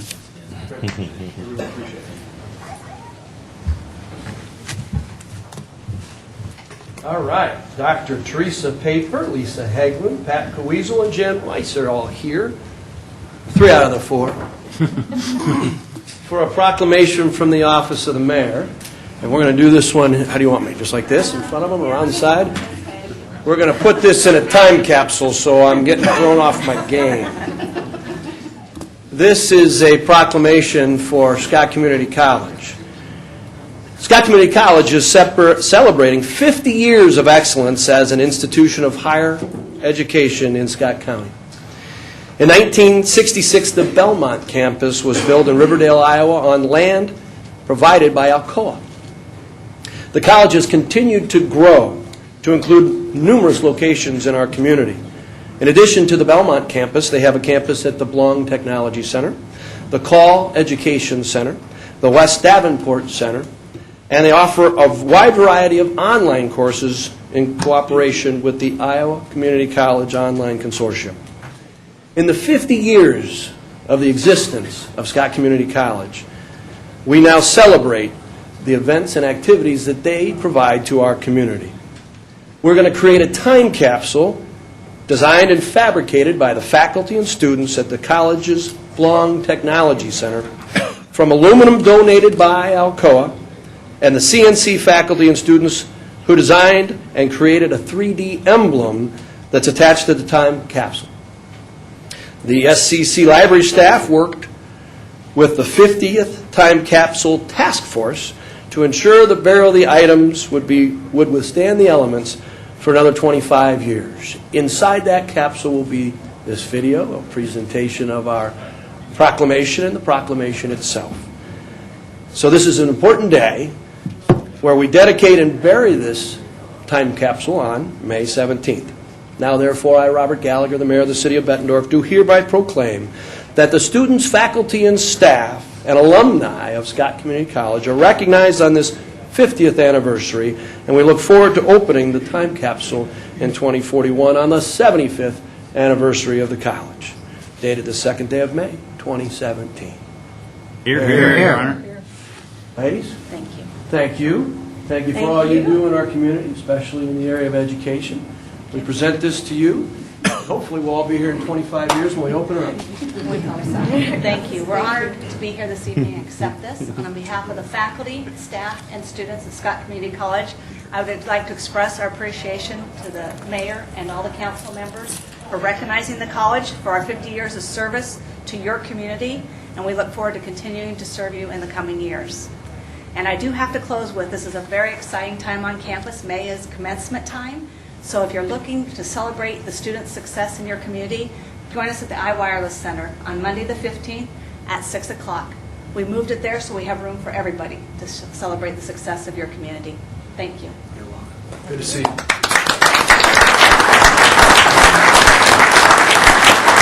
It's been my pleasure. I've been able to be a commencement speaker for you. I have also been able to serve on the foundation board, and my father serves as your Eastern Iowa Community College chairman of the board, so we're very invested in higher education in the form of Scott Community College and Eastern Iowa Community College here in Bettendorf.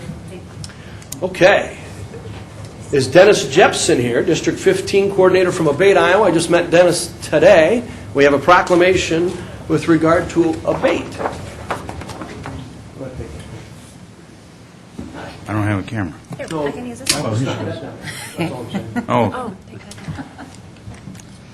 This is a proclamation on behalf of Abate. Whereas the people of Bettendorf have an enduring regard for the preservation of life on our streets and highways, and whereas motorcycle awareness days are being observed throughout our nation, and whereas all motorcycle organizations, clubs, dealerships, groups, and highway safety officials in our city should join with the Iowa Governor's Traffic Safety Bureau and Abate Iowa Incorporated as actively promoting safe operation, increased rider training, improved licensing efforts, and motorcycle awareness.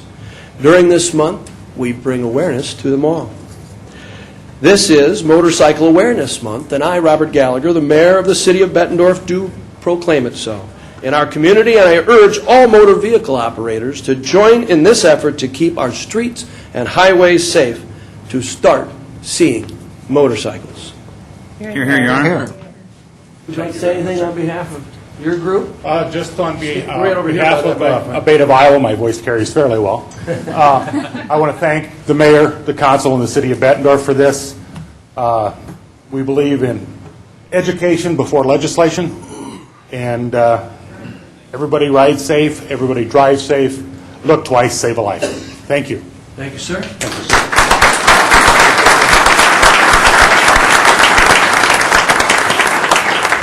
Steve, you coming up for this one? This is Bicycle, Bettendorf Bicycle and Pedestrian Committee. Donnie Miller, Jeanette Harrington, and I don't know if Steve's coming up, but I know Jeanette's here. I think we have the see Donnie? chairperson of the committee. Oh, terrific. Committee Bob members Lee's with to him. accept. Come on up. Thank you for being here. Welcome. Great to see you. Hi, Bob. Mayor, how are you? Fantastic. Good to be seen. This is a proclamation from the office of the mayor. Whereas the bicycle is an economical, healthy, convenient, and environmentally sound form of transportation and an excellent tool for recreation and enjoyment of Bettendorf's scenic beauty. And whereas throughout the month of May, the residents of Bettendorf and its visitors will experience the joys of bicycling through educational programs, races, community events, charity events, or by simply getting out for a ride. Whereas creating a bicycle-friendly community has been shown to improve a citizen's health, well-being, and quality of life. It grows the economy, attracts tourism dollars, and improves traffic safety. Whereas the Bettendorf Bike and Pedestrian Committee, the League of American Bicyclists, schools, parks and recreation departments, police departments, public health districts, hospitals, companies, and civic groups will all be promoting bicycling during the month of May 2017. Now, therefore, I, Robert Gallagher, the mayor of the City of Bettendorf, do hereby proclaim May 2017 as Bike Month in Bettendorf. And I urge all citizens to join me in this special observance. Here, Here, here, Your Honor.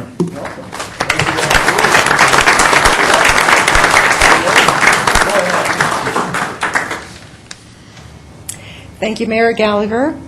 On behalf of the Bettendorf Bicycle Pedestrian Committee, I'd like to thank you and the council for all of your support. And I'd like to tell you some of the things that we've done in our committee since we've been established in 2014. We helped the City of Bettendorf win the Bronze Level Award from the League of American Bicyclists for being a bike-friendly city. And because of the city's continual upgrade and improvements, this year we are applying for the silver level. We initiated a bike rack cost share program where we encourage local businesses to buy and install specially built racks with the Bettendorf logo. We bought a Darrow Fix-It station that will be installed at the Middle Park Lagoon so that riders can make minor fixes to their bikes while they're riding on our trails. We conducted a trail survey to find out who uses the trails, why, how often, what they like about the trails, what they think we can improve on. And our committee is involved with the Nelson Chiropractic Bike Rodeo, where we help the kids learn the correct way to ride bikes, to learn the rules of the road. We're involved in GOAT, which is Get Out and Trail. We're involved in Bike to Work and Bike to School days. And our latest project is our monthly Walk and Roll, which is a family-oriented event to bring families out to bike, walk, skate, all on our trails with our committee volunteers. I believe I speak for the others on this committee, and as a city resident, I appreciate all the support from the city leaders and staff to continue to help us promote a safe and healthy community by supporting an active lifestyle. Thank you. Thank you. I'll say, Joe.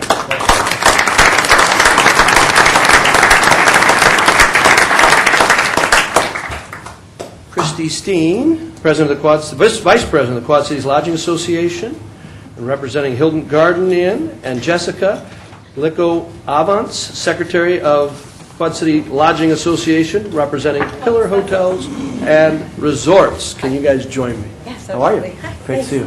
Hi. Good. I have a proclamation on National Travel and Tourism Week. Whereas travel has a positive effect on the Quad Cities, including Bettendorf, it impacts businesses productively, and to individuals, travelers' well-being. Generates more than $2.1 trillion in economic output in the United States in 2015, with $947 billion spent directly by travelers. We're going to talk about a great opportunity coming up tonight. Whereas traveling is among the largest private sector employers in the United States, with local tourism supporting 8,000 jobs in the Quad Cities. And travelers spending directly generated tax revenues of $148 billion for federal, state, and local governments. Funds used to support essential services and programs, and in turn saves the average Quad City household $1,192 in annual taxes. That's important. Tourism in the Quad Cities generates $837 million annually. This is important to us in the Quad Cities, and therefore I, Robert Gallagher, the mayor of the City of Bettendorf, do hereby proclaim May 7th through the 13th, 2017, as National Travel and Tourism Week in our community, and I urge all of our citizens in the Quad Cities to join me in this special observance. Here, here. Thank you very much. Thank you for all you do and the great hospitality you provide our visitors. Would you like to say a few words? Thank you. There you are. So next week, there's a ton of events going on all over the Quad Cities to promote tourism locally, but also the National Travel and Tourism Week. They can be found, the whole list of events, at qctourism.com, so check that out. But two events I want to talk to or speak to personally are to get out and have some real fun with us in the hospitality industry kind of events. Next Wednesday night at 100 West, it's the bar restaurant at the Steeplegate Inn on Brady Street, 4 to 6 p.m. There's a toast to tourism. So you can come out. There's going to be local wine tasting. There's going to be local bourbons from the Mississippi River Distillery out in LeClaire. There'll be bottles to purchase. A part of the proceeds go back to our association to help bring more events to the Quad Cities to continue to boost tourism. And then on Thursday night, May 11th, near and dear to my heart, is the Quad City Convention and Visitors Bureau's second lip sync battle. They call it a celebrity lip sync battle. I think there's a few people in the room that's been in it before. And it's a really... It's a really good time. It's a bunch of local people that have mad talent. It's at the Establishment Theater. Mad talent. If you were there, you know. It was mad, crazy talent. And so it's at the Establishment Theater, Thursday, May 11th. Doors open at 6:15. Show starts at 7. It's a $5 admission. You get to vote with your dollars for who you want to win. I may be performing, so come see me. And all the proceeds go back to the Convention and Visitors Bureau to, again, bring more events to the Quad Cities that drive tourism and hotel room nights and people in restaurants and out shopping, that sort of thing. So thank you to the mayor, to the council, to the City of Bettendorf for letting us have this proclamation. Thanks. Thanks, ladies.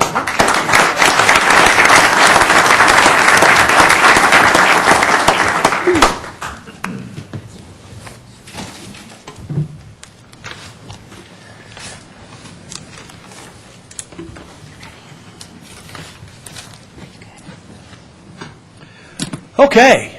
Sorry we took a lot of time, but it's very important for us to recognize great entities doing great work in our community, and we have the opportunity to do that at these meetings. Typically, we don't have 4 or 5 of them, and usually it's 1 if we're lucky. So thank you all for being here and for your patience. Now, it's time for public requests of council. If you'd like to be heard on an item that's not already on tonight's agenda, now is the time to do that. If you're here for the sports complex, we're going to have an open hearing where you get to be heard in just a little bit, something called a public hearing. But if you're here on something that's not already on your agenda, you can be heard by approaching the podium in the back, stating your name and your address. We'd like to hear from you. And those of you who receive proclamations, if you have someplace else to go, you certainly may. We'd love to have you stay, but we understand. Phil, can we do something about that camera so we can get people to the podium? Thank you very much. Evening. Ray Youngman, 508 River Drive here in Bettendorf. Hi, Ray. Evening.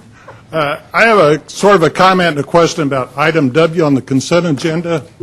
I realize it's on the agenda, but y'all never discuss those. It's regarding a facade improvement request. I believe it's at Central Avenue. When I read your ordinance about facade improvements, I believe the area covered runs from 6th Street to 26th Street south of Mississippi. Excuse me. This area is definitely north of Mississippi.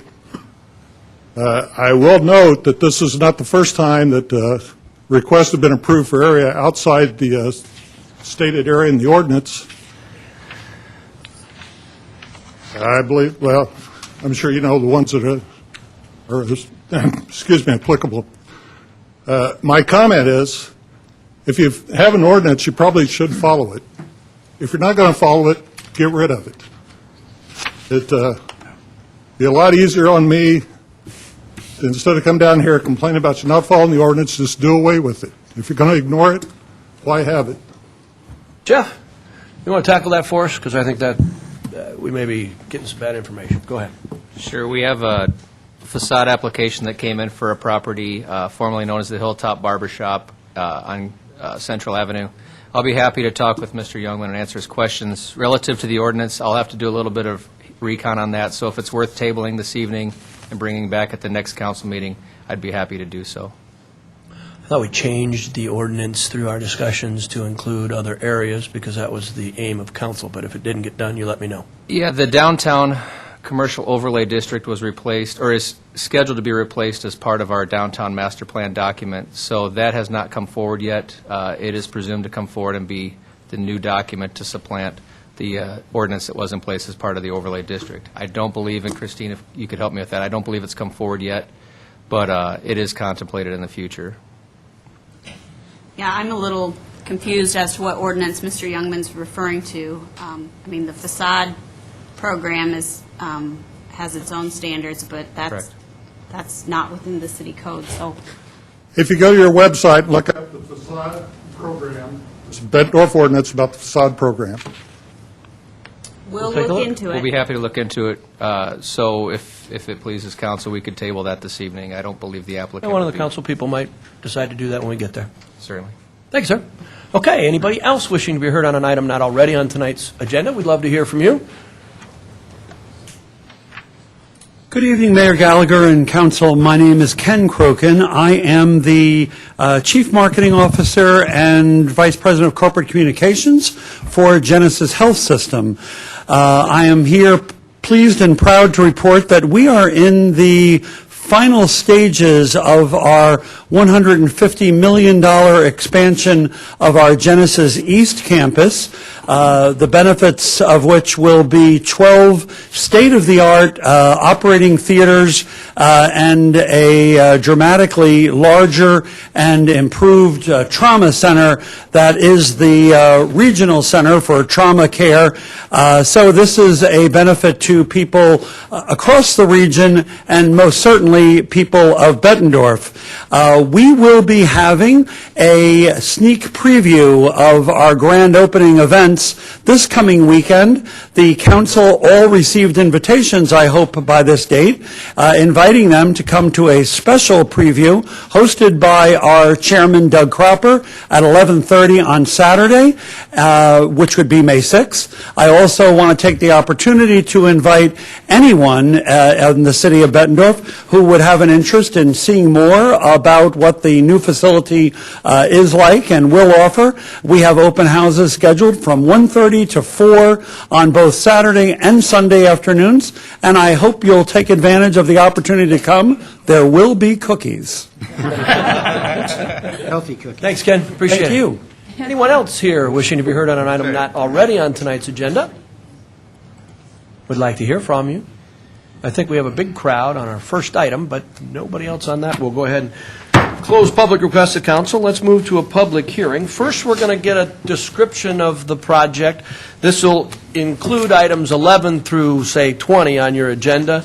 We'll give you the information, and then we're going to open a public hearing for you to be heard, and then council will debate this first item. So if you'd like to be heard on the Vetplex project, when I open the next public hearing, it'll be your opportunity. So may I introduce to you Jeff Ryder, our Director of Economic Development, Carol Barnes, our Finance Director, Decker Plain, our City Administrator, and Christine Stone, our Attorney. Jeff? Good evening once again, Your Honor. Thanks for the time this evening. Members of council, I'll be as brief as I can, but still go over the the presentation from last evening.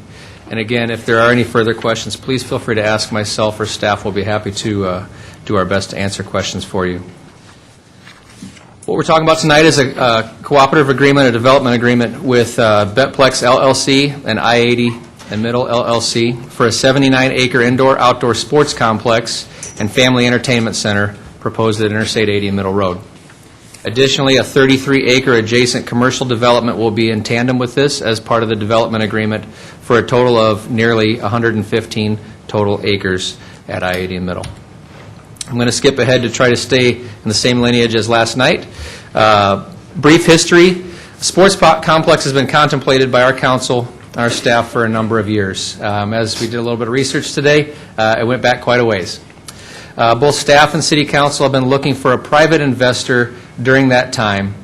And in late 2016, Mr. Doug Kratz approached the city of Bettendorf about an idea for a sports complex. Doug literally traveled the world, thought he had seen it all, and wanted to bring those great ideas back to Bettendorf and do what he would consider the cream of the crop for sports complex developments right here in Bettendorf. His foresight, his means and ability, his drive and vision matched that of the city's vision. We began those conversations, and here we are some 6 to 8 months later looking at a proposed development agreement that could really set us apart and put us on the map as a great tourism destination in the Midwest region. Backing up for just a second, this slide contemplates a concept plan for what is proposed at I-80 and Middle.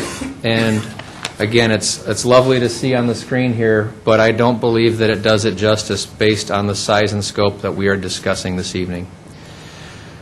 The blue square feature that you see there is a roughly 6-acre under-roof indoor sports complex.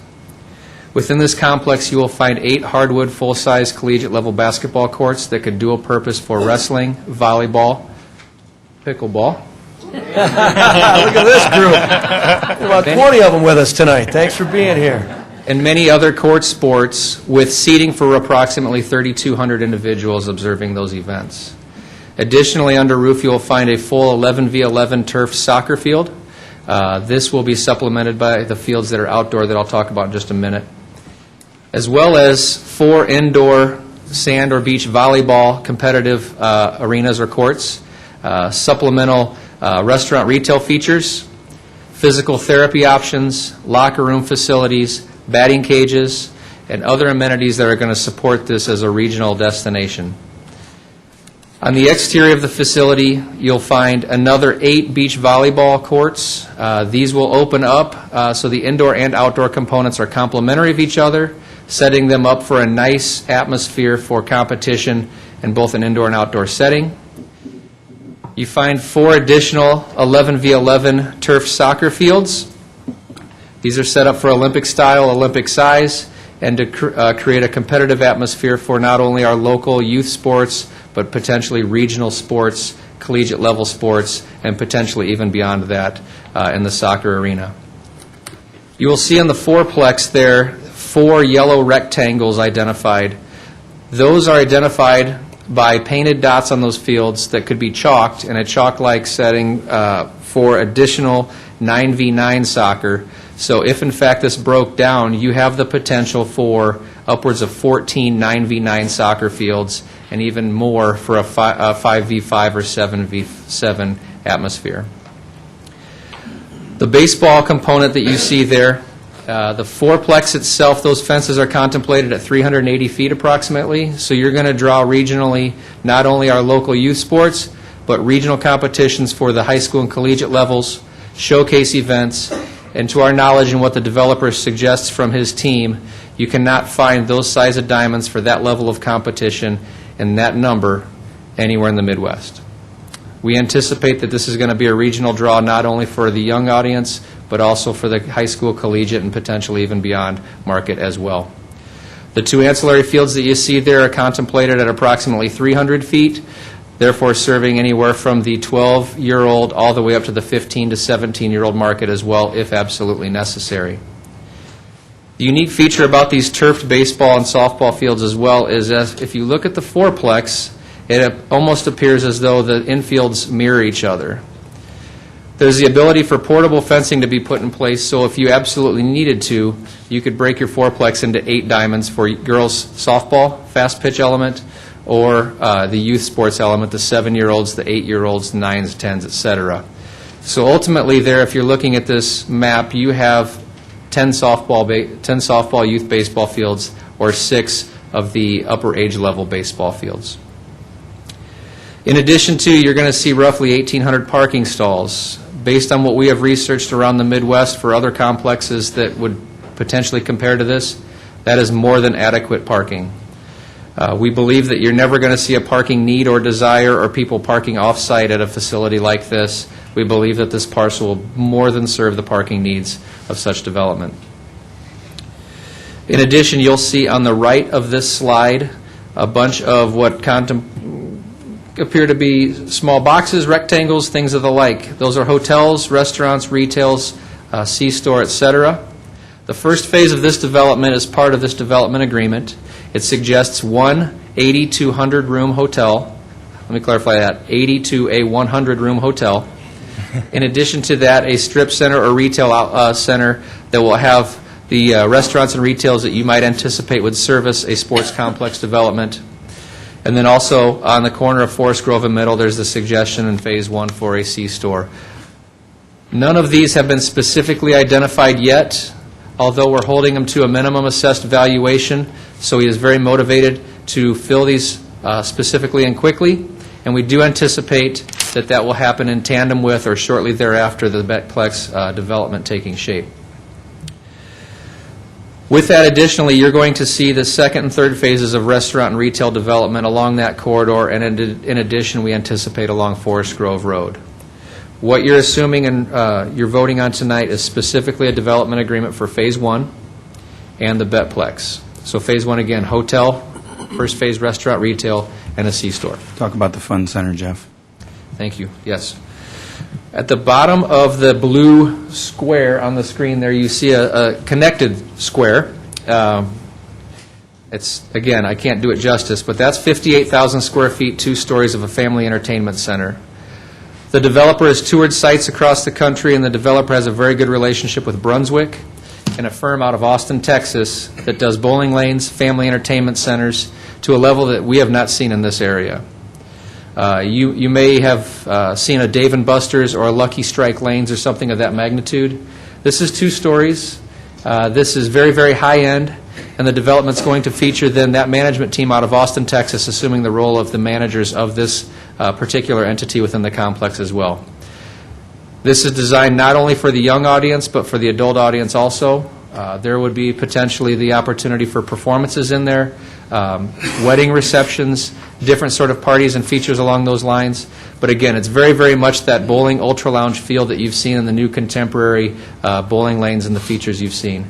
We do anticipate, and we've heard from the local high schools and the colleges, that this is very, very sought after, highly desirous, knowing that there's not an abundance of good bowling lanes or bowling alleys that could service their needs in our region. So we do anticipate the bowling alleys will be used in a competitive environment as well by our local schools and institutions. I was going to be brief. I apologize. It's important stuff. So I'm going to skip forward to the next slide here that talks about the 2 project phases within the development agreement. First phase you will see is the Betplex site. That is the indoor-outdoor sports facilities and the family entertainment center. Under roof, approximately 265,000 square feet or 6 acres. We are very, very excited about that opportunity and what it would bring to our region. We expect that to be fully operational by August 1st of 2018. If the developer has his way, he may do it even a little bit quicker than that. But we do anticipate a fully operable sports complex by August of 2018. The commercial site as well. These terms are part of our development agreement. The commercial strip center, convenience store, and hotel that I previously mentioned are scheduled to have full construction by January 1 of 2021. I did mention it is the developer's intent to move this as quickly as possible, and we would expect that construction to happen as close to or in tandem with the start of construction with the Betplex site. But as part of the development agreement, the terms suggest no later than 2021. City commitments to the project. The city has contemplated and has worked out a $4.9 million tax increment finance supported economic development grant financed by capital loan notes. We'll get into this deeper in just a moment. I want to identify all the incentives first off, and then we can talk about them for clarity.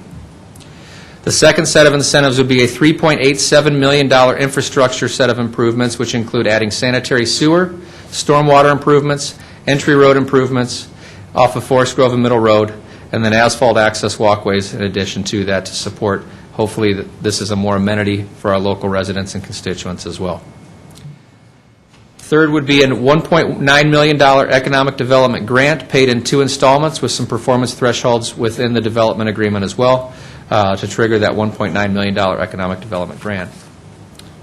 Finally, $600,000 is contemplated for the 10-acre parcel acquisition within the 100-plus acres at this development. As part of our ROI, we have carved out an area 10 acres in scope for a price of $600,000. We'll discuss that a little bit further here in a moment as well. But the parcel in question, the 10 acres, it lines up with what I believe is Friendship Path. I believe is the cross-section road on Forest Grove, where, in fact, if we ever needed to install a signalized intersection there, we would have the opportunity to align into the Betplex from Friendship Path instead of having jogging roads. It allows us that capacity to have a cross-section that's linear there in scope and not have that jog. So that is on the north of Forest Grove, far west component of the parcels in question, the 10 acres there. I'm going to take a brief break and turn it over to Mr. Plain to discuss the developer commitments to the project. Your Honor, the developer will commit to 2 separate minimum assessment agreements on both project areas.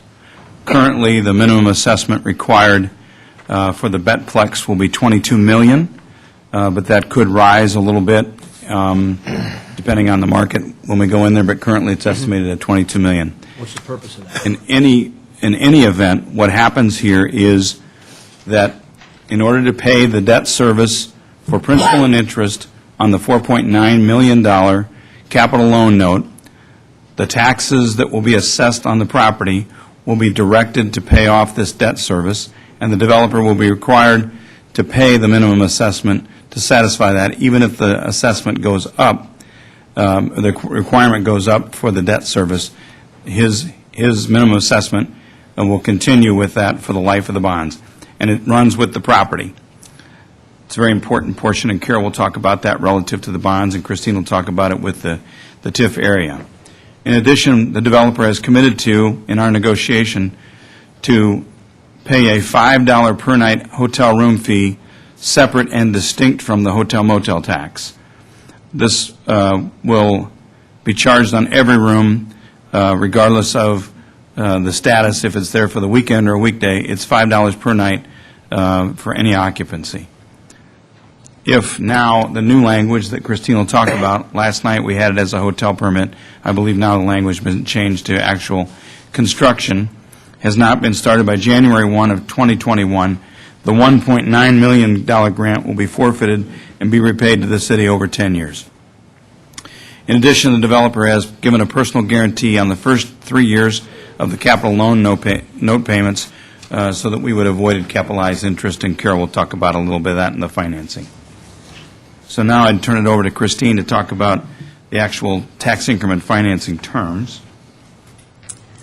Thank you. So in addition to a public hearing and resolution approving the development agreement, the council will also be holding a public hearing and passing a first reading of an ordinance establishing a TIF district. The TIF district covers the entire site of the project, but it is broken down into 2 separate TIF streams. The first is for the Betplex site itself. That is a 20-year, 100% TIF, which will be used to pay back the $4.9 million economic development grant. So there is a minimum assessment agreement that is required for that area, which will cover essentially the payments on the grant. That TIF will be in place from January 1, 2019 through January 1, 2039. And as Decker had said, based on Carol's financing, the minimum assessment agreement is projected to be $22 million.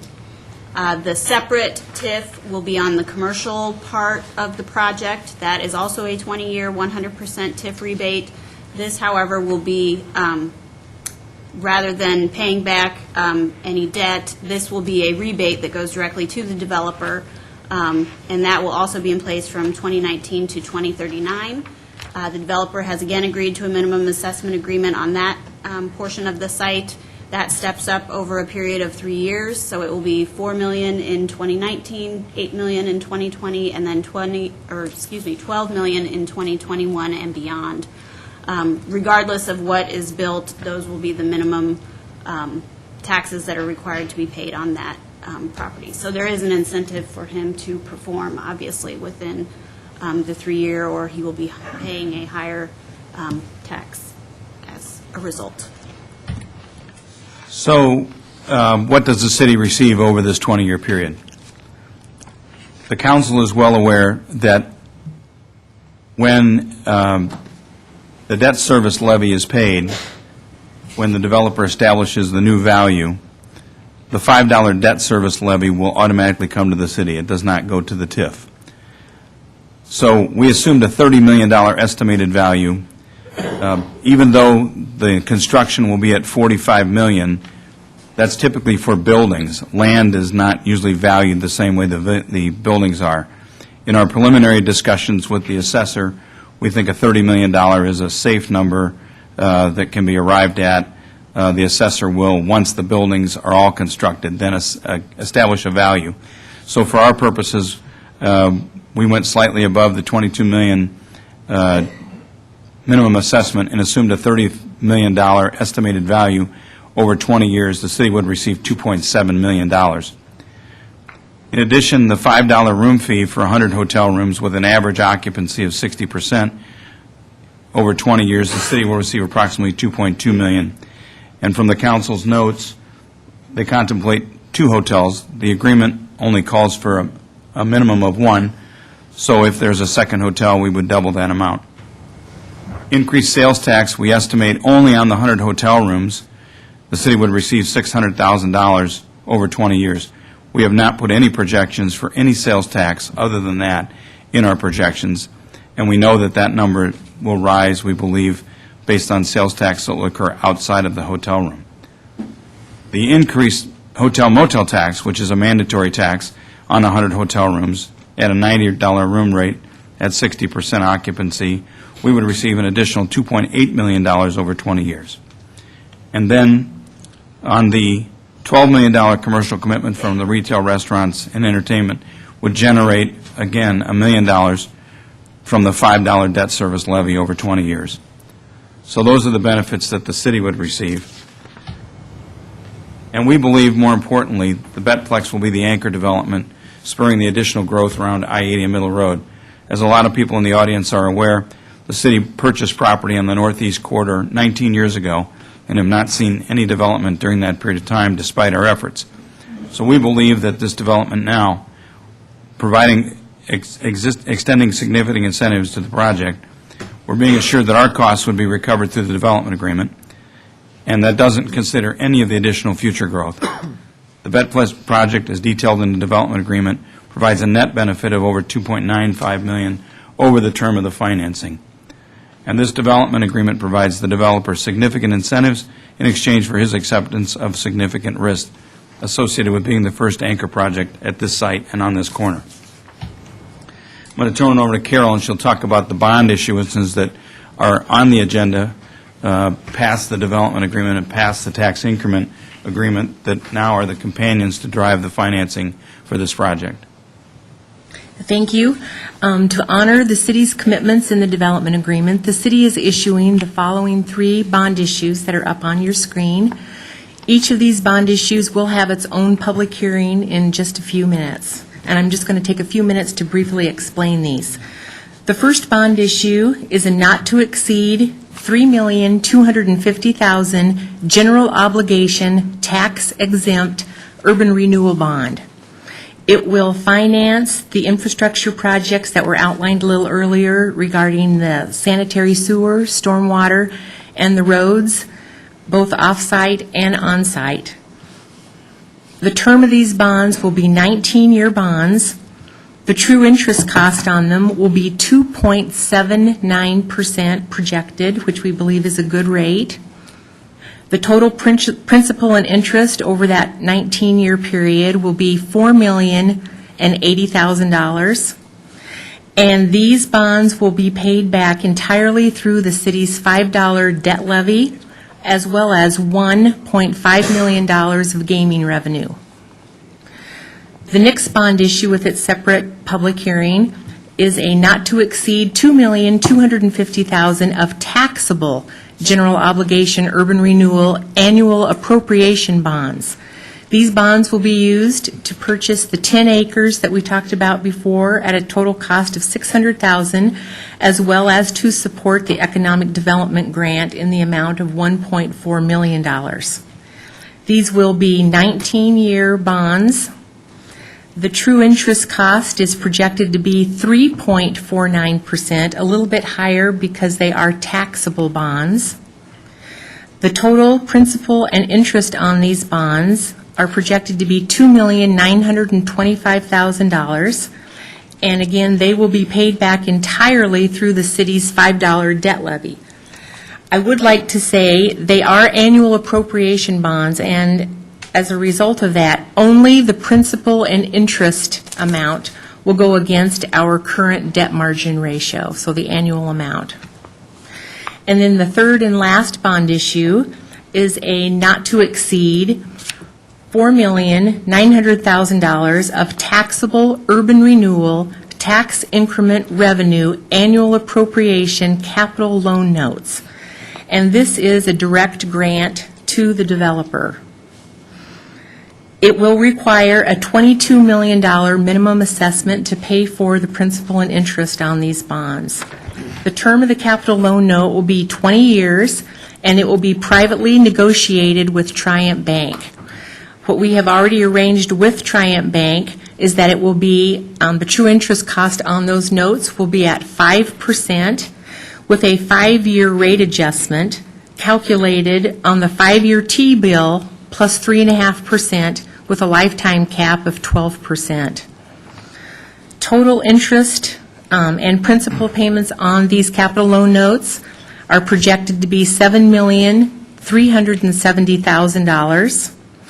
And again, only the principal and interest payment annually will be counted against the city's debt margin ratio because they are annual appropriation capital loan notes. The sale on all of these issues is set for June 6th with a tentative closing date of June 28th.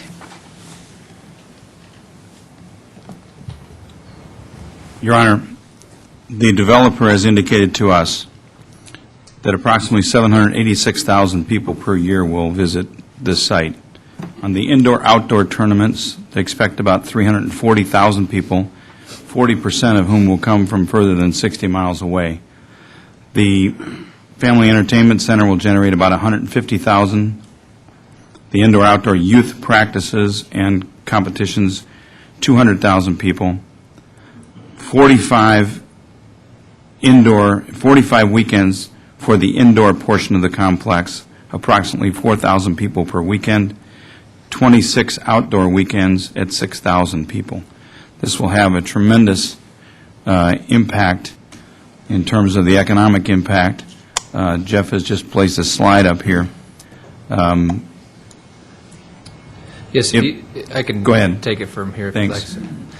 We drafted this today. We got some confirmation from the Convention and Visitors Bureau. An average person expends on the tourism side of things when they come to a region for sports tourism about $180 per day. That takes into account a person's share of a hotel room, the dinners, the gate fees, everything that they're spending money on, shopping, etc. That's about $180 a day. With the Betplex anticipated visitors in the first year being roughly 786,000, as Mr. Plain had mentioned, tournament visitation would be about 336,000 of those individuals. 40% of those folks traveling from outside a 60-mile radius. The anticipated local visitation then is an additional $450,000 people. That gives you that total of 786,000. Therefore, if you look at the calculation and suggest that 336,000 individuals spend roughly $180 per day, that takes you to roughly $24,192,000 in economic impact. If you anticipate then the additional 450,000 visitors being local, they go there for whatever purpose, and they spend $20 a day, a gate fee, having lunch, getting some Cokes, whatever the case may be. If they spent just $20 a day, that's an additional $9 million in economic impact. The total of 786,000 individuals that is contemplated in the first year, we estimate conservatively an economic impact on our region to be roughly $33,192,000. We don't expect it to stop there. We expect further growth and development in that corridor, but we believe this is going to be an incredible tourism driver, not only for Bettendorf, but for our region. And, Your Honor, just to kind of close so that we can open the public hearing, we look back today, and there was discussion by City Council in its strategic planning in 1999 for a volleyball complex that Councilmember McCutcheon talked about. It was in our strategic plan in year 2001.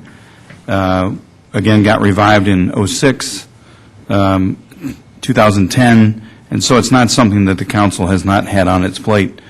Some of you were not even here in those years. Some of us have been here a long time. And when we started this work in the fall of this year, we started our work. We talked about this in the goal setting. We talked about this in our capital improvement budget in December. We talked about it during budget sessions. You've had 2 work sessions, and you've had now, I don't know how many iterations of the development agreement that we've all been through. So the staff is very comfortable that we have negotiated on behalf of the city an agreement that's fair for the developer, very fair for the city, and will create the kind of magnetism that you wanted to do when we talked about a WOW project. We believe that we've answered all of the questions that the council asked us to answer to bring this matter forward. We have a number of items for your consideration this evening, and we'd like to now suggest that you move to the public hearing portion of our meeting, and then staff would request a vote as we've outlined for you to consider. Terrific. We had the opportunity, for those of you in the audience, to hear this presentation last evening, to ask questions at our Committee of the Whole meeting, which is where we typically take up items of this magnitude so that council can have their question and answer session with staff and direct staff to bring forth the next night any answers they may not have and changes that they might have been requested from council, one of which has been already made in our development agreement. So council's really kind of beat this horse pretty good, and now it's your opportunity. So I have a couple formalities to go through before we open the public hearing. But when we do, I'd ask that you kindly respect each other, take the time to get to the back podium, state your name and your address, and we'd like to hear from you if you want to be heard on this item. So I got to go through a couple formalities first. Michelle, did we publish notice of this public hearing? Yes, we did, Your Honor, and I do have affidavit of publication. Did we receive any written correspondence with regard to the same? We did not receive any objections. However, we did receive letters of support. Yeah, and all these that are sitting here. Absolutely. Okay, lots of emails, lots of support. Okay. Then I'd like to open the public hearing with regard to the development agreement between the City of Bettendorf and Betplex LLC and Middle and 80 LLC as outlined by staff. We're open, so if you'd like to be heard, I know that face, please. Hello. We're talking about Convention and Visitor Bureau. Here he is. This is like Convention and Visitors Bureau night here I in the like city it. of Bettendorf. National Tourism Week proclamation and a project like this. My name is Joe Taylor. I'm President and CEO of the Quad Cities Convention and Visitors Bureau, and perhaps as importantly, I'm also chair of the Quad Cities Sports Commission. It's likely an organization you have not heard of. The Sports Commission is a group of volunteers of 14 individuals who meet as needed to identify, solicit, and host sporting events in the Quad Cities, particularly youth and amateur sports. So we've been that behind-the-scenes group that has helped with International Softball Congress, Amateur Softball Association, the bass tournaments, the fishing tournaments, those kinds of things that have occurred in the Quad Cities. I did submit a letter supporting the project to you, so you have that in writing. I won't read that or repeat that, but I will make a couple of comments. My sales staff reminds me regularly that sports is a growth market. We're seeing more and more of our hotel room nights coming from the sports side of the equation. Certainly groups, meetings, conventions are still very, very important, but sports, hobbies, leisure, health and wellness seems to be where the growth is coming from. Another point to ponder is that I think we have to keep up with the competition. If we don't do this, someone else will. And I'm already hearing about Rockford and Iowa City Coralville and other destinations within our region being prepared to get more deeply into the sports market. So we need to be prepared to be first out of the gate, if you will, with that.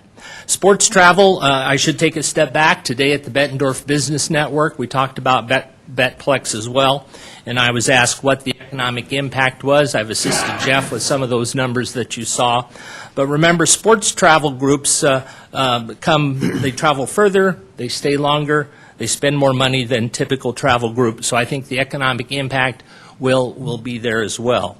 I might mention that we've used very conservative numbers in our estimates, so we've not exaggerated any of those numbers that you've seen. I believe that this kind of facility will actually bring more visitors and more hotel room nights to the Quad Cities. It will grow the market. It will make us an even greater and better destination for the foreseeable future. So on behalf of the Quad Cities Convention and Visitors Bureau and the Sports Commission, we support the project and urge you to support it as well. Thank you. Thank you, Joe. Well said. Good evening, Council and Mayor. My name is Renee Gellerman. I happen to be a Bettendorf resident. I live at 5695 18th Street. But I'm here on behalf of the Quad Cities Chamber and the executive assigned to the Q2030 Regional Action Plan. As most of the council knows and the staff at the City of Bettendorf, last year a cross-sector of private and public partners, including representatives from Bettendorf, launched our region's Q2030 Action Plan. This long-term regional economic development and community development strategy was developed after careful analysis of key elements and critical characteristics of thriving regions. In today's environment, people determine where they live not by the job that they land, but rather by the quality of place. We know that to compete nationally and globally, we must think of amenities like the Betplex not as disconnected from, but central to the efforts to attract people, jobs, and investments in our region. Placemaking drives talent attraction. It's with that backdrop, I'm here to give you the reasons why the Quad Cities Chamber and the leaders of the Q2030 Regional Action Plan commend the City of Bettendorf and the private investors for their thoughtful commitment and development. The Betplex will be a unique asset that will distinguish our region and influence our economy from multiple angles. It will enhance the Quad Cities' quality of place for our residents. It will attract tourism and be a catalyst for additional development. The Betplex will be a magnet for attracting and retaining talent, which is vital economic growth and is often identified as the barrier and significant challenge of many of our businesses. The Betplex will increase our region's prosperity by attracting tourism that brings wealth from outside our regions, and our partners at the CVB already do a great job of promoting those opportunities and recruiting different tournaments. This will allow them to grow that market. Quality of place is not a frill. It's a necessity to compete in attracting people, jobs, and investments to grow our region. We're excited by the opportunities the Betplex will create in furthering Q2030 and making our region more cool, creative, connected, and prosperous. And we thank your leaders and the developers for their commitment to this effort. Thank you, Renee. Anyone else? Hello. My name is Pat Sunholm, 4250 Middle Road, Bettendorf, Iowa. I read the development agreement last night, and I've got a few items I'd like to clarify.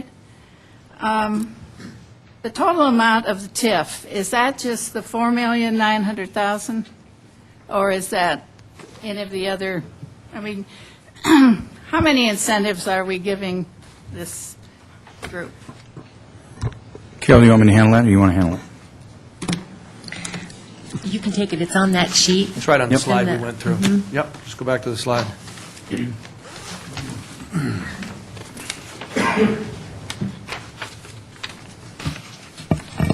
So if you go, I think it's like the fourth slide, Forrest, or Jeff, can you bring it up? The $4.9 million TIF is supported in an economic development grant financed by capital loan notes. What that means is we'll issue the notes on the city's credit, paid for by the revenue from the taxes that will be built when the developer builds the Betplex itself. And those taxes, Pat, as you know from your experience, will drive the principal and the interest based on the $22 million of minimum assessment or more that the developer will have to pay. So the taxes will pay for that note, okay? Yes. The $3.8 million in infrastructure is being paid for by the city through its general obligation bond process because these are public improvements. One could say that they're specific to this site, but they are part of our capital improvement budget and will come from the normal debt service levy that the city does like all other capital projects. $1.9 million in economic development grants paid in 2 installments will go to him direct, okay? And then we're paying $600,000 for 10 acres of land. So direct monies is $2 million and $600,000 in cash, and the other two would be indirect in that the taxes will pay for the $4.9 million, and the $3.8 come from our normal capital improvement budget. That's really 1.9 million. So 1.9 million, it's actually, 1.9 million is the net number, if you will, that he receives direct. And that comes, we borrow that from Triumph. Is that correct, or? Correct. All right.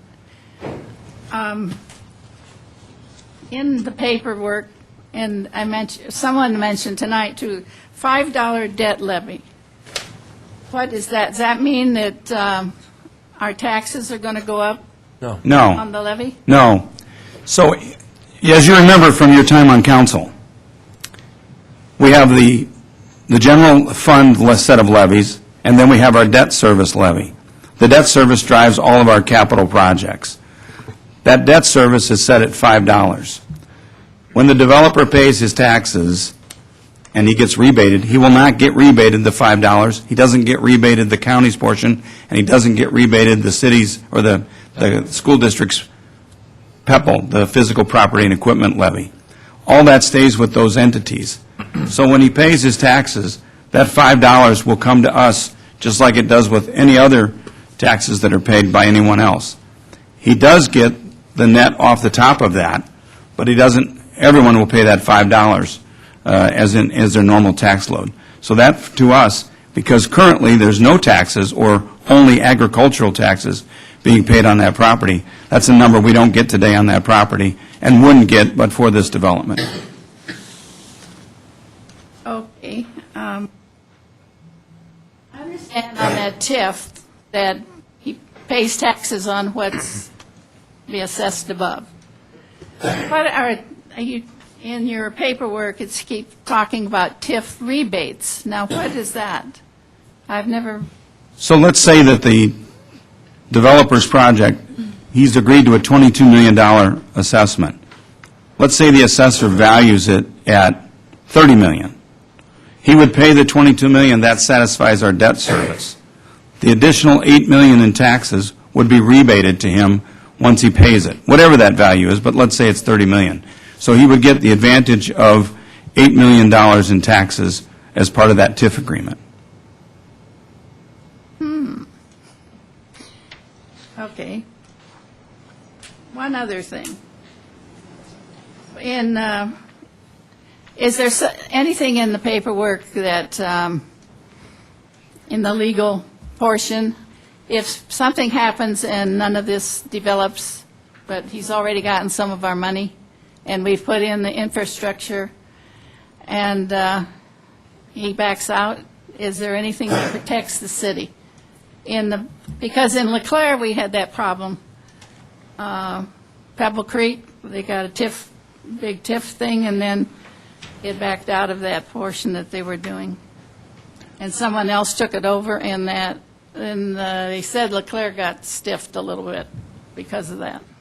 I don't know what happened in LeClaire, but I can tell you that I can use the example of the lodge as the most recent example of someone will pay the taxes, whether that's the mortgage holder or whether it's, there are folks who buy taxes for a living. So if by chance the developer were to develop this and for some reason didn't proceed on, the mortgage holder would probably pay the taxes, or the taxes would be bought by someone at tax sale. And you know from your experience on the city council that the collection rate is almost 99% because someone pays the taxes because they're allowed by law to charge interest and or become the property owner. We don't believe that the bank, having lent out a significant amount of money, perhaps upwards of $25 million, would let the property go for the taxes. So we believe the mortgage holder will pay the taxes, or there are folks who buy taxes for a living. In our experience over the last 25 years, the city has always gotten paid on these matters because there are people who will either pay it to protect their interest or pay it as an investment. And either way, we've gotten paid. And so we've set this up so the taxes will drive the debt service, and we've never had any complication where the debt service has not been paid or the taxes haven't been paid. This is the exact same agreement, the exact same formula that we used in construction of the Waterfront Convention Center and in the debt service that satisfied that from the second hotel, which was very successful, and now those taxes are paid off and the city owns the waterfront free and clear from any taxes. Okay, so you're saying that just for all of the citizens in Bettendorf, that this project will not increase our taxes? This project will not increase your taxes. That is correct. It will not increase your taxes. All right. We're making money on the deal. I think it's a great project. I just wanted a little clarification. Thank you. Awesome. Thank you. Pat. Anybody else?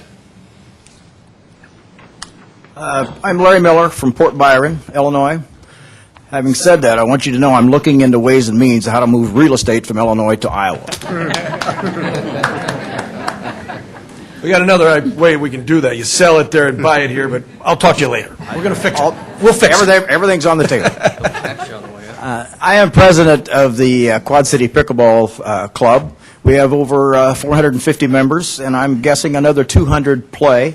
I would like to thank the council and Steve Grimes at the Park Board for building the dedicated courts at Kiwanis. We have between 20 and 50 players there every day, 5-6 days a week. I'm too tired to see this in the afternoon and evening, but I know there are players there then too. So you guys start when the sun comes up and you end, because I'm right across the street. But I do like the tank-ta-dong, ta-tank-ta-dong. It's all working out for me.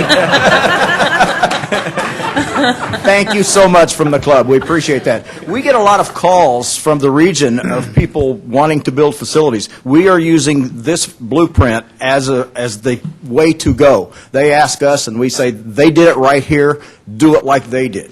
So, and you built the first 6 dedicated courts. We have over 30 now because of that. You led the way, and we appreciate that. Thank you very much from our club. I also want to thank the group here at Bedplex for having pickleball part of the conversation. We appreciate that. We hope to talk with you about how that's done. Our club now is having tournaments. We've got 3 tournaments between now and the end of June. We've got 2 national trainers coming in June. He is from Wisconsin, and he will come here to put on a training clinic. We're going to have over 200 players involved in that clinic. So we've got the ball rolling already locally. If you do this, and when you do this, we will do this more than regionally. We will do this on a national scale. We can get players from all over this nation to come here in regional tournaments, in national tournaments. They will come. People pay $30, $40, $50 each just to go play and lose 2 games and go home. So this thing is moving. There's an estimated now in 2018 of over let me look at the number here. Over 8 million pickleball players. This is the fastest growing sport in the nation. You guys are going to be crowded with pickleball players, I guarantee it. Thank you very much. I hope this thing goes. We'll be there. Thanks, Larry. You and the deck hockey people, thank the folks in Parks. We're just on top of everything. Way to go, Parks. Anybody else?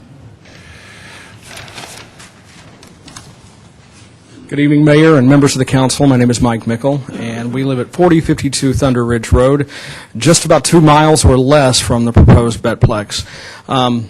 I don't know anything about pickleball, but having 3 kids that compete in sports, I know a lot about Mickleball, and I know how much money we have spent. Exactly, Mayor, exactly. First of all, let me speak as a local business owner. Specializing in video production, we have seen firsthand the desire of local parents to help give their kids a competitive edge in getting scholarships to play college sports. They come to us when they want video highlight reels, and they talk about the amount of money and the number of weeks they spend on the road and the miles that they travel to get their kids in front of the right people. Most importantly, I'm here because my wife and I are the parents of 3 teenagers. They were born in the Quad Cities. They are being raised here in Bettendorf, and we're very proud of this community. Over the past 12 to 13 years, we have spent thousands of dollars, and we have traveled cumulatively thousands of miles for our 3 kids to compete in the sports that they wanted to compete in. We've been in Wisconsin Dells, in Milwaukee, in Chicago, in Des Moines, in Kansas City.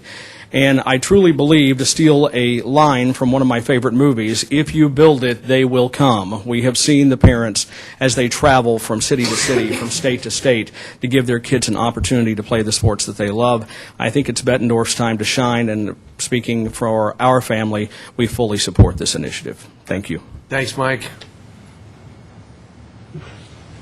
Anyone else? He's coming back. Ray Youngman, 508 River Drive. I have one basic question before I make any comments. What is the purpose of the Bettendorf City Council? Is it to make money?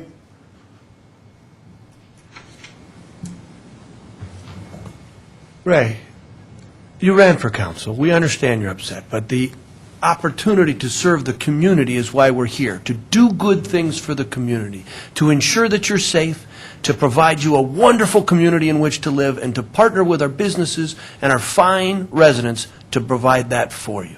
That's why we're here. Each one of these people has passion for the city. They want to be here to help. And I have the same passion for the city. I believe I heard 40% of the people are estimated to come further than 60 miles to this complex. So my question is, are we building it for the residents of Bettendorf, or are we building it to make money? I'll go back to, I call it an armored personnel carrier that we bought that cost $250,000. The one time I asked, I admit I haven't followed up, the Bettendorf police had used it once to apparently drive to a hostage situation. The Davenport police have borrowed it twice to use it. I haven't got the updated figures, but it appears we bought something for basically the city of Davenport. My only question is the city council here to make money or to support the residents of Bettendorf? So this is a private developer who's come to us with a project that runs parallel to what we have hoped to do for the city. This project will bring great economic development, which raises tax money that can help lower the taxes of the people who live here. It reduces your obligation when somebody who doesn't live here comes here and spends their money here. And it provides great benefit, as Mr. Mickle indicated, to those who live here, so they don't have to travel each and every weekend. They can stay in their beds every once in a while and compete here in a at least regional class, if not national class facility. That's what we're hoping to do. This is a private facility, but we have to put up $10 million up front, basically. Is that correct? It's a little more than that. but it's over the term of 20 years that we explained. It's 11. Well, then again, I'll ask, I got my last water bill. There was something about I could buy insurance for my sewage line from my house to the sewer. Is that another money-making, or is that another benefit to the community that Bettendorf's providing? No, it's an opportunity for you to purchase an insurance policy that would cover your line should it break. It has nothing to do with the city. That provides you a benefit. If it breaks and you want to pay it out of your pocket, you're welcome to do that. I heard someone comment say that was Iowa Water. Iowa Water was selling an insurance policy for my electrical wiring. Well, here's what we're going to do. We're going to stay on topic. We're talking about a sports complex. Thank you very much, sir. I appreciate you coming to all our meetings. Next.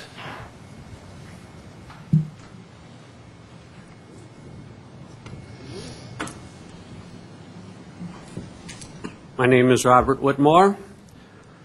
I live at 13411 104th Street, Coal Valley, Illinois. I'm very supportive of the pickleball club, and I think that I can state that they're the fastest growing racket sport that exists. But I'm kind of surprised that the fastest growing dog sport, which is raising a lot of revenue from sports complexes in the Chicago suburbs and in the local area, hasn't been mentioned as a revenue source. It is not uncommon for a soccer facility in the Chicago or Milwaukee area to rent out a weekend to dog agility at $10,000. This is a growing sport. These people pay $15 to $40 an entry. They'll run 300-some dogs a day on 3 different rings at the same time.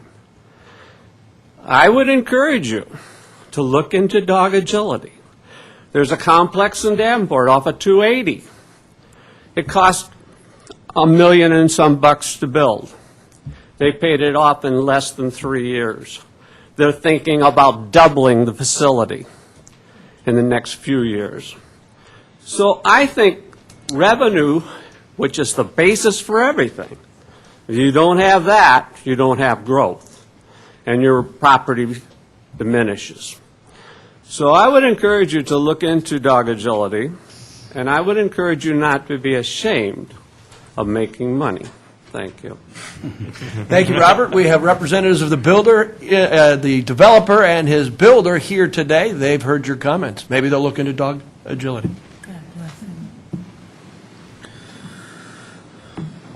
Anybody else?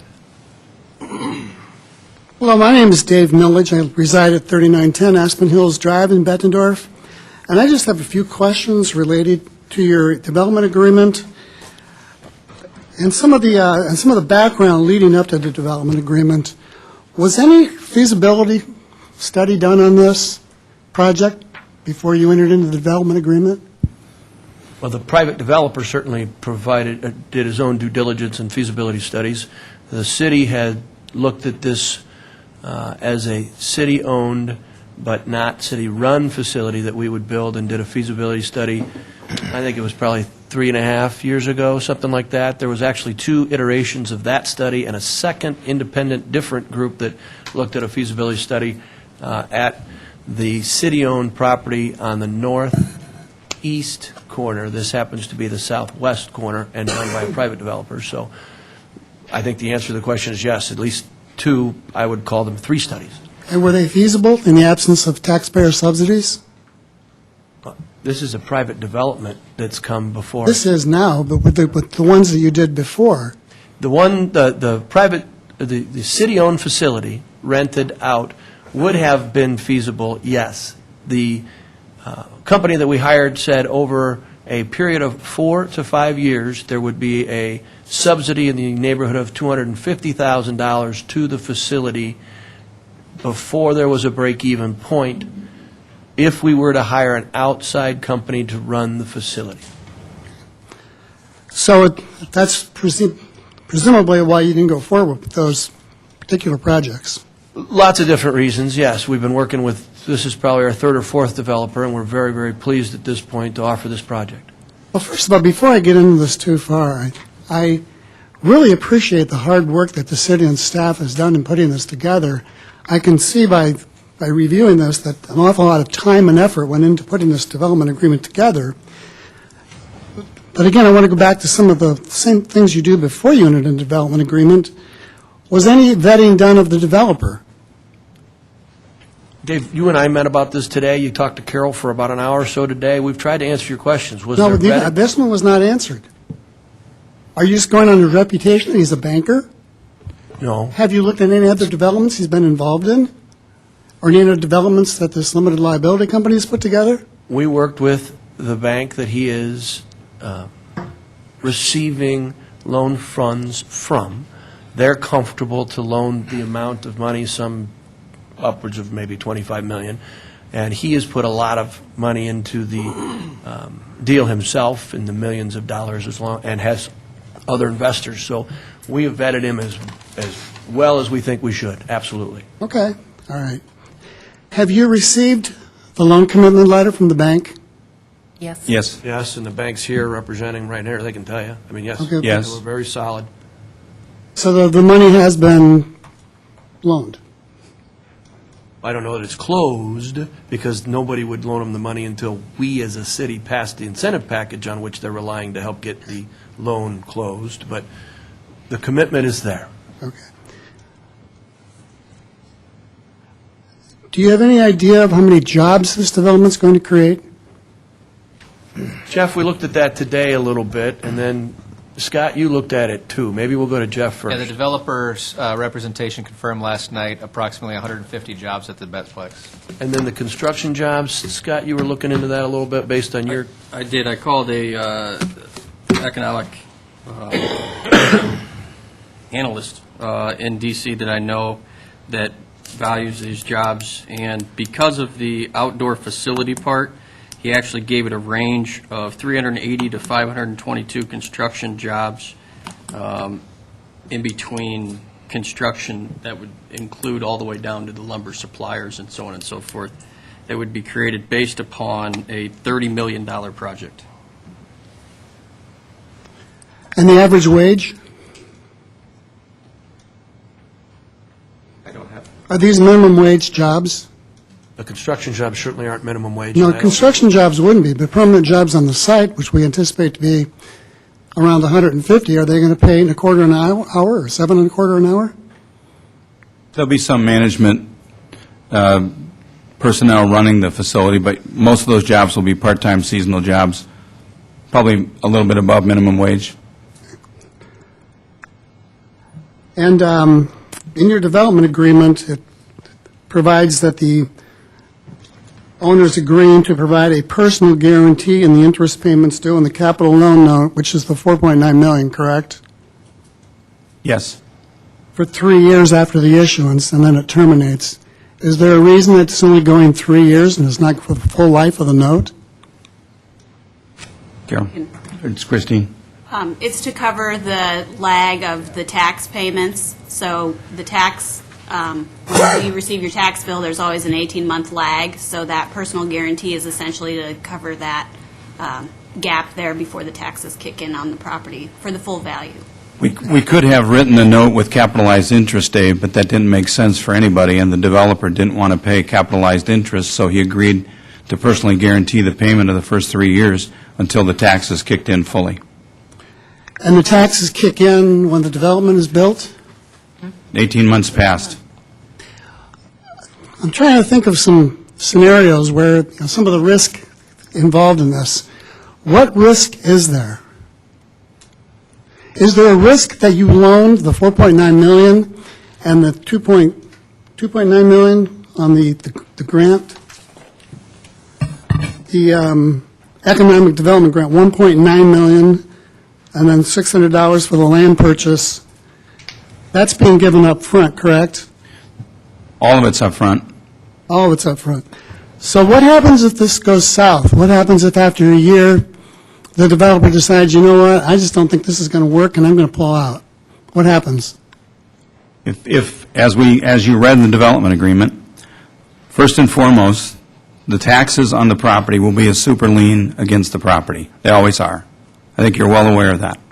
So the taxes will be paid for by the mortgage holder or by a person who would buy taxes for a living. Either way, we believe the taxes will be paid. The taxes drive the debt service to cover the principal and interest on the $4.9 million.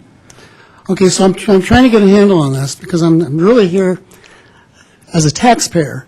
I just want to make sure that if this development does go south and you don't get the increased taxes, the minimum kicks in, right? Yes? So the taxes are going to be assessed regardless of whether development takes place. That's correct. So I, as a Bettendorf taxpayer, can rest assured that my property taxes are not going to be affected by this development. The taxes are pledged from the revenue paid for by the developer or the mortgage holder or the tax purchaser. Okay. Then let's talk about the sewer. Are we paying an increased fee on our sewer for a wastewater treatment plant? Yes. Is that money being scooped for this project? Sanitary sewer fees will be as part of the capital improvements. We will extend sewer to that site, just as we extend sewer to a number of sites as developments occur. You pay the fee for the operation of the wastewater plant and the operation of the city services to clean those lines, to get those lines prepared to accept wastewater to move it to the plant, and for the wastewater removal at the plant. So we're not paying a separate fee for the wastewater treatment plant? No, it's part of your sewer fee that every resident and every commercial business pays. As you have done with property taxes, can you assure us that our sewer fees aren't going to go up as a result of this project? Your sewer fees are going to go up as a result of a consent decree between the City of Bettendorf, City of Davenport, the Iowa Department of Natural Resources, as part of an agreement that we entered into about 8 years ago, and we pledged that we would get rid of inflow and infiltration between the four cities in the wastewater treatment plant 28E agreement, and as a requirement of the improvements that we have to make in that agreement, there are pre-scheduled steps that will occur. All businesses, all residents will pay those increases as necessary to fulfill those obligations that we've entered into with the state of Iowa. So there will be increases, but it has nothing to do with this project. That's all I want to rest assured of. Thank you. Thanks, Dave. Appreciate you coming out. Anybody else here wishing to be heard on the item we're discussing tonight, the sports complex? Yes, sir. Hi, my name is Jeff Krager, 2530 Countryside Lane. As Mr. Mickle stated, as the parent of two children that are involved in travel sports, we're in full support of the project, and it lends great opportunity to all youth sports locally and obviously, around the area. With more than thousands of miles traveled, this is an opportunity for the City of Bettendorf to really make a strong statement. So we are in full support of it. Thanks, Jeff. Hello, I'm Dave Schmidt, 1930 Oak Street. A couple things I'd like to speak on tonight are about talk about the 60-mile radius on there. Tonight is the Bettendorf Pleasant Valley Derby for soccer between both boys and girls. Tonight you have 6 players on the field or actually 7 players on the field between boys and girls who currently practice and play in Iowa City. First and foremost, because of facilities. When I was asked what it would take to bring my sons back to back to Bettendorf to play, number one is a lighted complex in order to play, and they have the benefit of they practice year round at the University of Iowa Turf facility. This facility satisfies both those items. You can practice until 9 o'clock at night. You can practice all winter, and so there's a benefit there. They certainly pay to use that facility, and then as far as travel, I'm in Overland Park, Kansas, 5 times a year. This summer I'll be in Blaine, Minnesota. I'll be in St. Louis. I will be in probably Chicago a couple times. I would love at least 3 weekends a year to contact those clubs that I'm giving my money to get them to reciprocate and come here. Certainly, your location is terrific, being on I-80, and it's a great stopgap. 3 hours drive is what people love to have. Getting done with a game at 5 o'clock, you can still make it home by 8 o'clock. You can draw from Chicago, you can draw from Des Moines, you can draw from Peoria, and you'll be full for all sports. Then on another level, which Mr. Millage asked about, on the sports, on the employment, thank you very much for that, because this will be a place where high school students can get their first job.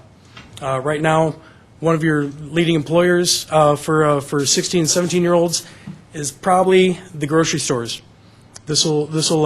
You'll probably be able to employ 50 to 60. I would foresee just from going to other tournaments and other sporting events, and just the somewhat janitorial, parking, and things like that, and my son's a referee, and I can tell you that the money he gets paid for refereeing is way above minimum wage. So that's thank you for that, and that's just an added benefit of this for our children. All right, thank you. Thank you, Dave. Yes, sir. Chad Lenning, 4334 Carlton Court. I moved to Bettendorf for the quality of life, so you can kind of see where this is going. As a sports family, I feel I can offer some perspective of the benefits of building such a grand facility.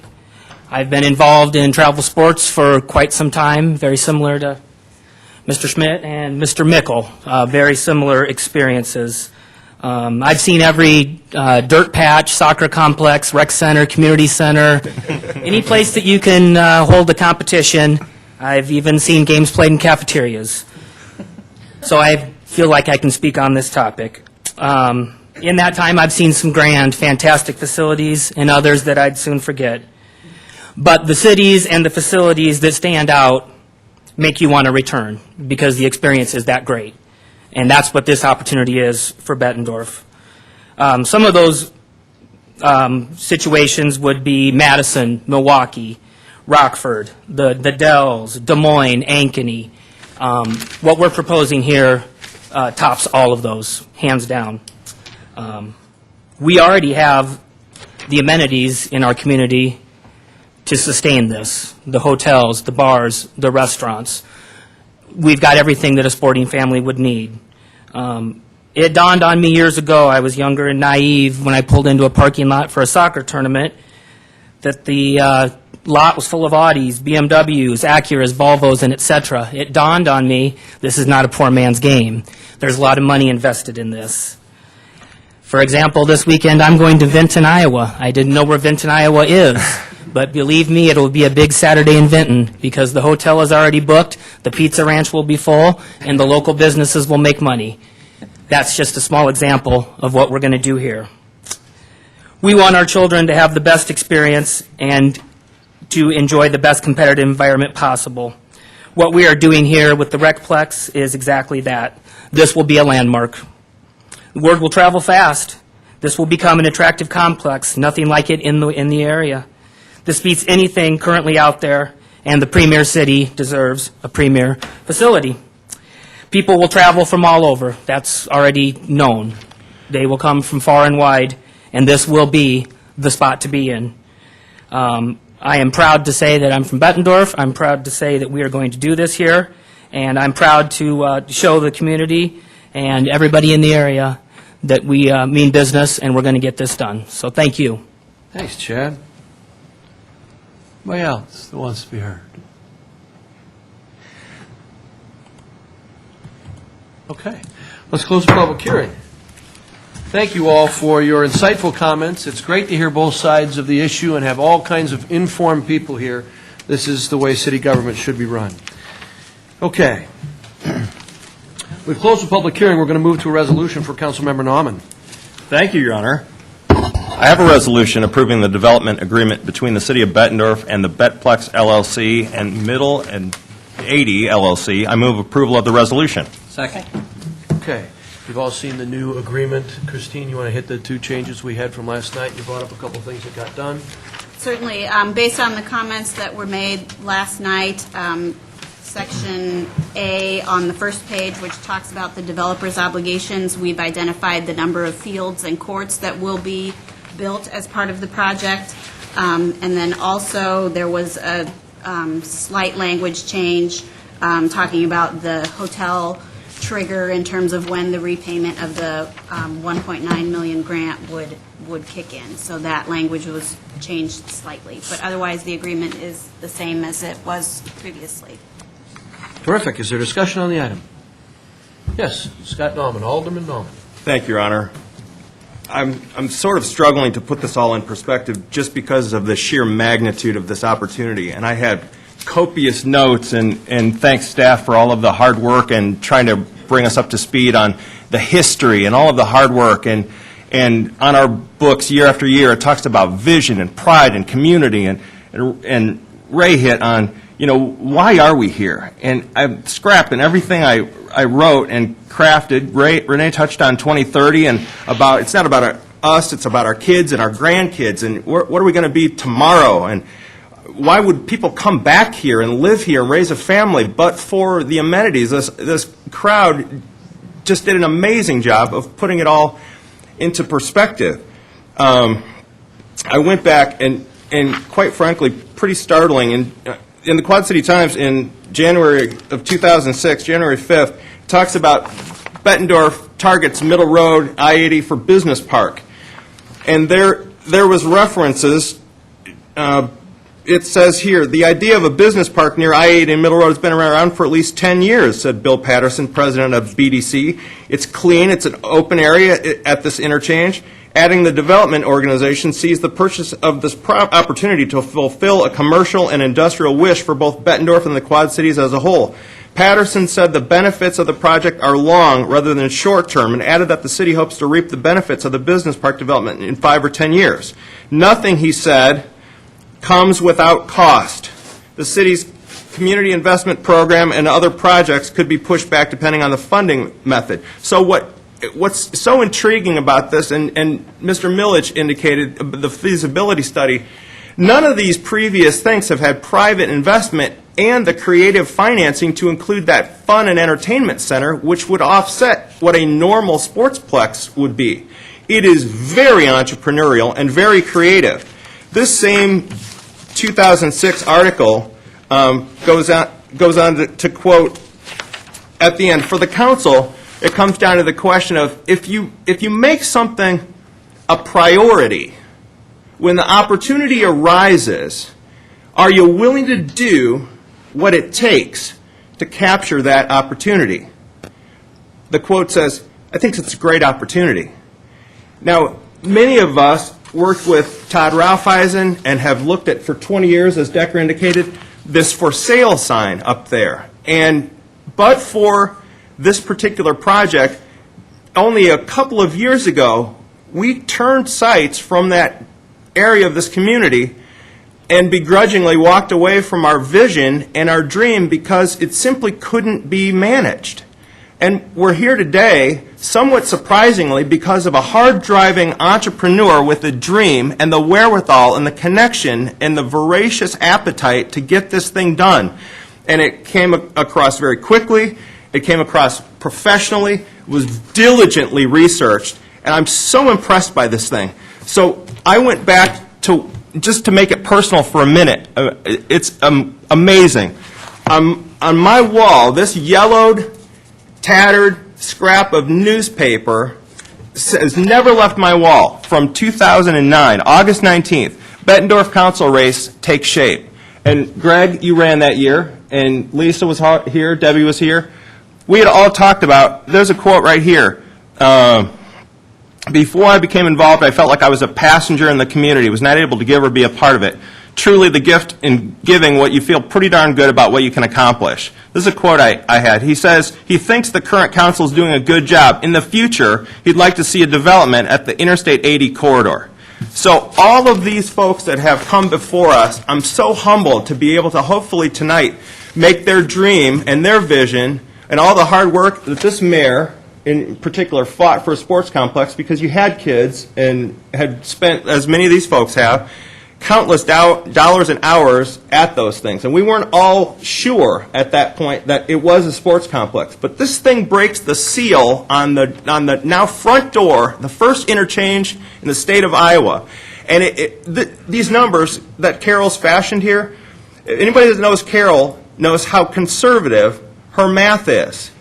And I believe that based on that conservative nature, that for our community and all the people that protect the taxpayer dollars and care about this, this is only going to break the seal on that, so that when we look back on 20 or 30 years from now, we may not recognize our town, but we'll be proud of what we do here tonight. We have the key to the opportunity of this city, and I, for one, will be pleased to turn that and unlock that potential. So that's my somewhat brief comments, Your Honor. Well, I can tell you didn't care about it. Yeah. Yes, Jerry. Thank you, Your Honor. I also want to thank the staff for their hard work on this, and I want to thank the developer and his team for their vision on this. However, I do have a couple of concerns that I think I would be remiss if I didn't bring them up. The first one is that this is a 20-year TIF. This council has generally in the past tried to keep TIFs down to 10 to 15 years. We recently used a 20-year TIF on the Twin Bridges site, and when we did that, we said, gee, this is a one-time thing. Well, here we are, the next TIF, and we're going 20 years again. Second concern is our growing city debt. We have the distinction of having the highest debt levy of the 38 cities in Iowa, over 10,000, and this project is only going to add to our debt. So I have a real concern about that. This year, our debt, servicing our debt, has surpassed the total cost of public works, fire, and police, and I'm concerned about that. And here with this TIF, we're taking 115 acres and the property on that 115 acres off the tax rolls for 20 years. And my last concern is I'm concerned about taking over $2 million out of the two sewer funds. You know, I don't think that that's what those funds were for, particularly when most of the money is for on-site work, not for our city infrastructure. I'll keep my comments brief, and if this passes, I hope the project succeeds. The long-term debt is with regard to all the projects throughout the city, all the Yes. streets and all the sewers, which includes your sewer Yes. comment, because we'd certainly have to sewer Middle Road to I-80. And we do have the lowest operating cost of any of the 38 cities in Iowa above 10,000. So there's lots of pluses that go with that. I would agree, but Yes. if we keep... I just wanted the folks to understand kind of where we're at with that. If we keep raising our rates, we won't be the lowest. This won't raise taxes, won't raise rates. Did you guys have, yeah, go ahead, Frank. Thank you, Your Honor. I'd just like to second what Alderman Nallman had to say. That was some of what I was going to say. I didn't have any things up on my wall that I could mention, but I will say this. I started out running for Park Board after I was appointed to fill a position when Alderman Adamson moved to council, and we've been talking about this as long as I was on the Park Board and now as long as I've been on the council. I think it's a great opportunity for our city. I'm a grandfather that follows my granddaughter around Iowa, and I get to talk to a lot of parents that are at tournaments that she's at, and I find them coming in from Wisconsin, Minnesota, Nebraska, Kansas, Missouri. We just have one great opportunity here, and I personally think like we're at the end of the road. We've got to make a decision and make this happen, and thanks to the developer for bringing this forward. Councilmember Lamar. Thank you, Your Honor. All of our neighboring cities have seen the economic benefits of such a development, and they have to be done well in order to succeed. In 2000, the city of Moline proposed doing this. In 2015, the city of Davenport was seeking grant monies to do this. I was around in 1998 when Tom McCutcheon sat right here, and he's the first person I heard propose a sports complex, but we didn't own the riverfront at that time, which is where his vision of putting it was. The sports complex has been talked to death, and now we have an opportunity in front of us where a private developer is going to come in, and we're going to contribute to the project somewhat. Every year we do a citizens survey, or every couple of years, and our citizens survey continually says that they want recreational amenities. This is a premier recreational amenities. I've heard the term Olympic thrown around, Olympic training and such here. I could not be prouder to be a city council person tonight because of the decision that I know I want to make here, because knowing how conservative Carroll is, thank you, Mr. Nauman, I foresee things being paid off more quickly and things exploding around this. The economic benefits are going to be outrageous. And I'm extremely confident that our financial interests and the citizens' financial interests are protected through this development agreement. It has been turned upside down, sideways, looked through backwards and forwards, and we have a very competent staff who has evaluated every line in detail. And if I'm wrong, I'm not going to be wrong. I know that this is going to succeed, but this is a premier opportunity, and I'm happy to see that we're going to take it. Councilmember Brown, yes. Boy, Alderman Nauman, your passion just screamed out, and I think said everything for how all the aldermen felt, and Debbie. We are so fortunate to have somebody approach us with this kind of opportunity, so there's no question. And I'd like to thank him. He's not here tonight, but pass that along. I think it's also neat, this has been discussed for years, and it's neat because we have Mike Seneff, Gary Moore, Pat Sunholm, past aldermen that were in on these discussions way back in the beginning, so I think it's neat they're here. Also, I had heard from somebody today about plays men's softball, has to travel to Georgia. He was just at a tournament with 140 teams, so he is thrilled. And just a side note, which makes me feel really good about this, he's going local. We have a local engineering company, Pat Missman, who's hiding in the back, and then Kevin Kellner with Build the Suit. So these are local companies that are going to be doing this, so, and they're just top notch, so that makes me feel good. Councilmember Adamson? Thank you, Your Honor. I should have learned in the last 7.5 years to get my hand up quicker and not follow Scott Nauman. So anyway, thank you for that, because you said a lot of things I was thinking. I'm very proud of the city, been working with it and for it for a long time, and this is something that my kids live here, my grandkids live here. This is something that's going to really improve this community, and I'm just a mere mortal, not a millionaire. So when they threw out these numbers initially, my eyes were kind of big.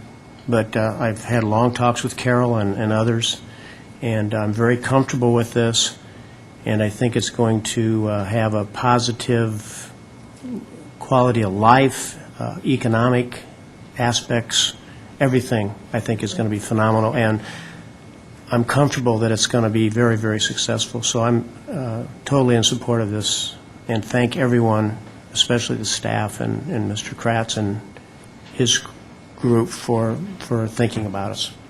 So thank you, Your Honor. Thank you. Councilmember Webster. Thank you, Your Honor. I'm going to try to pull since he's in the room, my greatest Gary Moore. That's the other guy you didn't ever want to follow talking.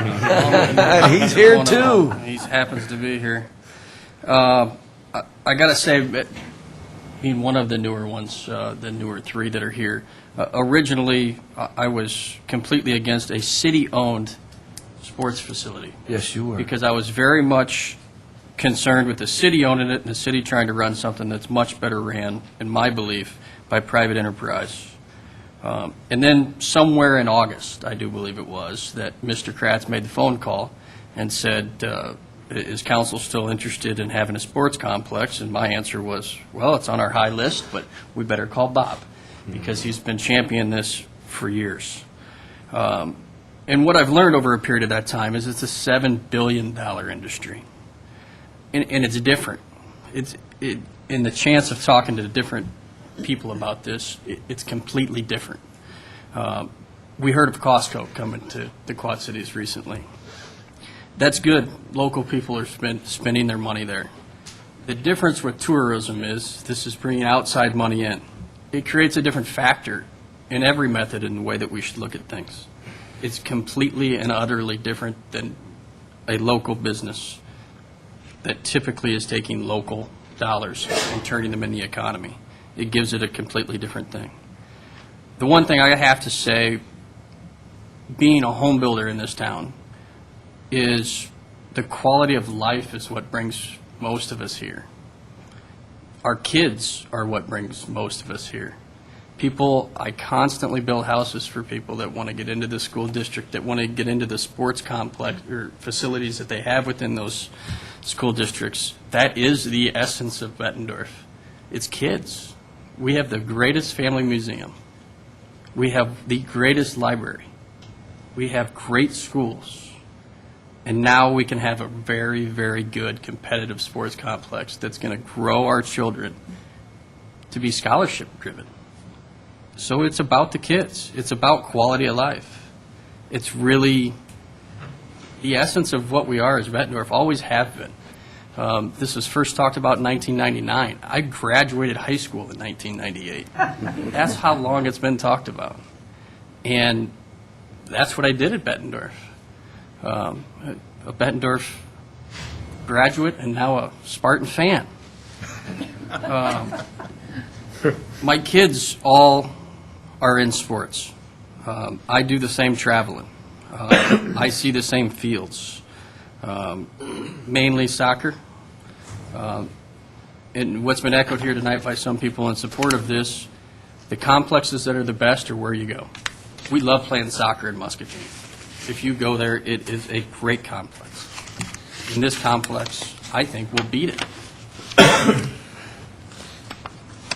The whole time that this happened, it hasn't gone for anybody here lightly.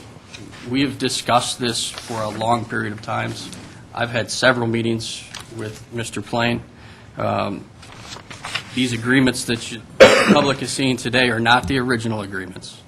Everybody here has had input on these. We didn't just get them Monday night. We've had a lot of input on these, including changes we made just last night. After reviewing that, I am proud to heavily support this project and hope it moves forward. Thank you. Thank you.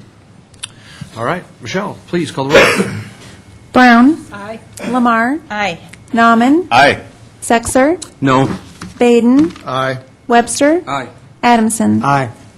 Okay, we passed 6-1, a resolution approving the development agreement between the City of Bettendorf and the Bettplex. We have a succession of public hearings that are going to relate to bonds. You're welcome to stay, but if you have to go, we certainly understand and you've been heard.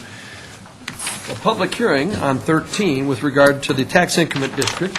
Michelle, did we publish notice of this public hearing? Yes, we did, Your Honor, and I do have affidavit of publication. Did we receive any written correspondence with regard to the same? No, we did not. All right, let's open the public hearing with regard to the tax increment financing district. Is there anybody here who wishes to be heard on the tax increment financing district?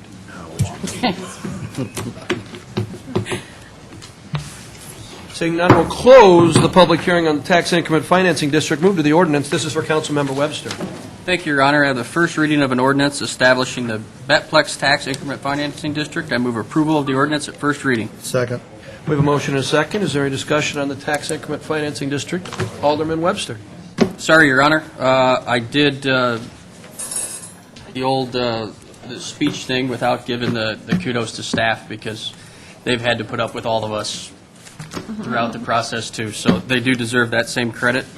Pretty much, I think everybody along this row and everybody that's up here as staff has had some part of this. Heck, yeah. Gary Moore would have remembered that the first time. He would have. I lost to Gary. He would have done that. Any further discussion? He always led with that. Hi, Michelle, please call the roll. Brown. Aye. Lamar. Aye. Nauman. Aye. Sexer. No. Baden. Aye. Webster. Aye. Adamson. Aye. 6-1, we passed the first reading of an ordinance establishing the Betplex Tax Increment Financing District.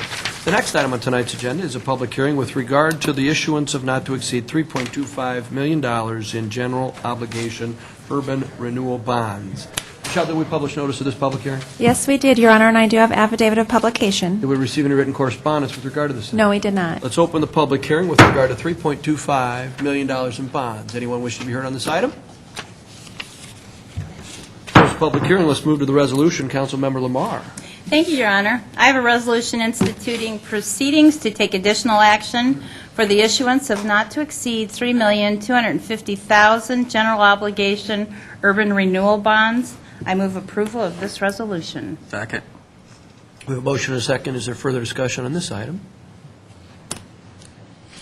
Seeing none, Michelle, please call the roll. Brown. Aye. Lamar. Aye. Nauman. Aye. Sexer. No. Baden. Aye. Webster. Aye. Adamson. Aye.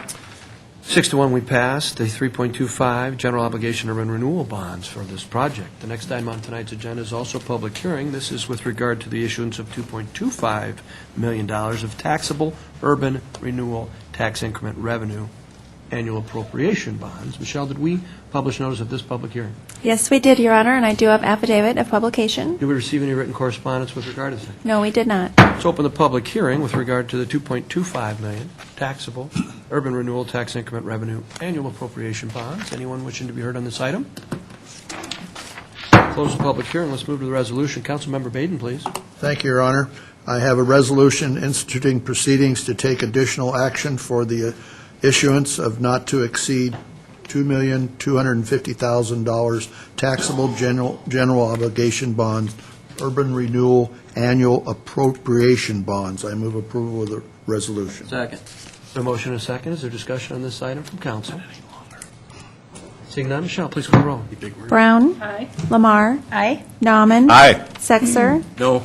Baden. Aye. Webster. Aye. Adamson. Aye. The next item on tonight's agenda is a public hearing with regard to the $4.9 million of taxable urban renewal tax increment revenue annual appropriated capital loan note. How do we publish notice of this public hearing? Yes, we did, Your Honor, and I do have affidavit of publication. Did we receive any written correspondence with regard to this? No, we did not. Let's open the public hearing on the 4.9 issuance. Anyone wish to be heard on this item? Close the public hearing. Let's move to the resolution for Councilmember Brown. Thank you, Your Honor. I have a resolution instituting proceedings to take additional action for the authorization of loan agreement and the issuance of not to exceed $4,900,000 taxable urban renewal tax increment revenue annual appropriation capital loan notes. Second. A motion and a second. Is there discussion on this item? Say that 3 times real fast. I choose not to. My goodness. Okay, Michelle, please call the roll. Brown. Aye. Lamar. Aye. Nauman. Aye. Sexer. No. Baden. Aye. Webster. Aye. Adamson. Aye. You did it. Way to go, staff. Big day. Big day in our history. The next item on tonight's agenda is a public hearing with regard to the 2017 sanitary sewer rehabilitation. Michelle, did we publish notice of this public hearing? Yes, we did, Your Honor, and I do have affidavit of publication. Did we receive any written correspondence with regard to the same? No, we did not. All right. We're all apprised at council level of the sanitary rehabilitation program and exactly what this is. We've seen the exact projects that are going to happen. We'll open the public hearing. Is there comment on our sewer rehabilitation program? Seeing none, we'll close the public hearing and move to A resolution for Councilmember Sexer. Thank you, Your Honor. I have a resolution approving the plans, specifications, and form of contract for the 2017 sanitary sewer rehabilitation project. I move approval of the resolution. Second. We have a motion and a second. Is there discussion on the sanitary sewer rehab program? Michelle, please call the roll. Brown. Aye. Lamar. Aye. Nauman. Aye. Sexer. Aye. Baden. Aye. Webster. Aye. Adamson. Aye. All right, Brian, get to work. Unanimously pass your program for sanitary sewer rehab. The next item on tonight's agenda is an ordinance for Councilmember Lamar. Thank you, Your Honor. I have the second reading of an ordinance amending the land use plan for 4784 Middle Road, traditional residential to high-density residential. I move the approval of this ordinance at the second reading. Second. We have a motion and a second on our second reading of the ordinance. For the audience, that means it's already come before us once, and there may have been some discussion or debate. Sometimes that continues, sometimes it doesn't. Is there any discussion on our second reading of this ordinance? Seeing none, Michelle, please call the roll. Brown. No. Lamar. Aye. Aye. Nauman. Aye. Sexer. Aye. Baden. Aye. Webster. Aye. Adamson. Aye. All right, we passed the second reading of the ordinance amending the land use plan at 4784 Middle Road. There's a companion ordinance, and this is also a second reading. This is about rezoning. Councilmember Sexer, please. Thank you, Your Honor. I have the second reading of an ordinance conditionally rezoning 4784 Middle Road from A1 Ag District to R5 Multifamily Residential District. I move approval of the ordinance at the second reading. Second. We have a motion and a second. Is there discussion here? Also a second reading. Michelle, please call the roll. Brown. No. Lamar. Aye. Nauman. Aye. Sexer. Aye. Baden. Aye. Webster. Aye. Adamson. Aye. A couple more second readings for you of ordinances. This first one is for Councilmember Nauman. Thank you, Your Honor. I have the second reading of an ordinance rezoning a parcel west of Middle Road and north of Crow Creek Road from A1 Agricultural District to R2 Single Family Residence District. I move approval of the ordinance at the second reading. Second. With a motion and a second here, again, a second reading we've already discussed a couple of times. Is there any further discussion this evening? Seeing none, Michelle, please call the roll. Brown. Aye. Lamar. Aye. Nauman. Aye. Sexer. Aye. Baden. Aye. Webster. Aye. Adamson. Aye. Our companion ordinance, second reading, this with regard to rezoning, is for Councilmember Webster to present. Thank you, Your Honor. I got one quick question. Yeah, please. Bill, the rezoning of Fountains Fourth, was that meant to break the rules on this one? I thought this got held up and we were doing that. Maybe I'm incorrect. No? Not that I'm aware of. Okay. Thank you, Your Honor. You bet. Thank you. I have a second reading of an ordinance rezoning lots 1 through 10, the Fountains Fourth Edition, from R3 Single and Two Family Residence District to PR3 Overlay District. I move approval of the ordinance at second reading. Second. We have a motion and a second. Is there discussion on this second reading? Seeing none, Michelle, please call the roll. Brown. Aye. Lamar. Aye. Nauman. Aye. Sexer. Aye. Baden. Aye. Webster. Aye. Adamson. Aye. We've come to tonight's consent agenda. If I'll quickly remind you, it was maybe a couple hours ago, we heard about item W, if anybody wants to do anything about that. Decker, did you have something?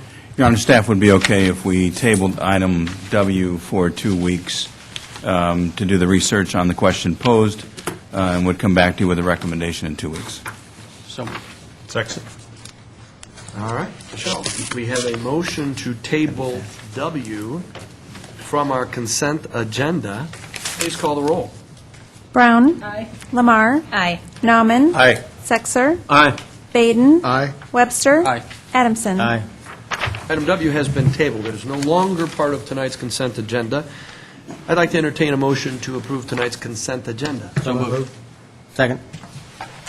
All right, we'll just I won. resolve it that way. I won. We have a motion and a second on the Echo. consent agenda.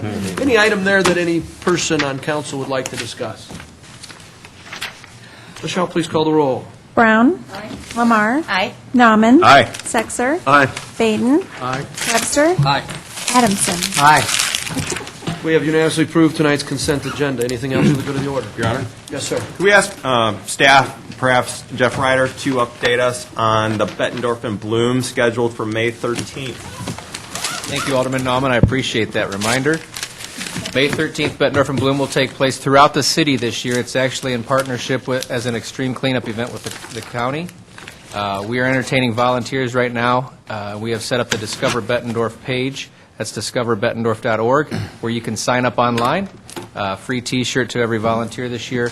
Multiple sites throughout the community. So if you'd like to do a specific cleanup or planting event in your neighborhood, you are so entitled to do so. We certainly would like to see you. We're hoping for 100 volunteers. 8 a.m. May 13th. And make sure I got that date right. It's a Saturday. Yes, 8 a.m., May 13th, throughout the city. We'll have our hub at the Waterfront Convention Center parking lot, but we certainly will entertain any opportunities to help clean up the downtown and other regions of Bettendorf. Thank you. Thank you, Your Your Honor, I think we should close the pickleball courts and grab all those guys and bring them down here. I think it's a great idea. See Mr. Mack. They're highly involved, awesome people. Let's grab them. Anything else for the good of the order? Okay, I'd entertain a motion to adjourn. So moved. Second. We stand adjourned. Good work, people.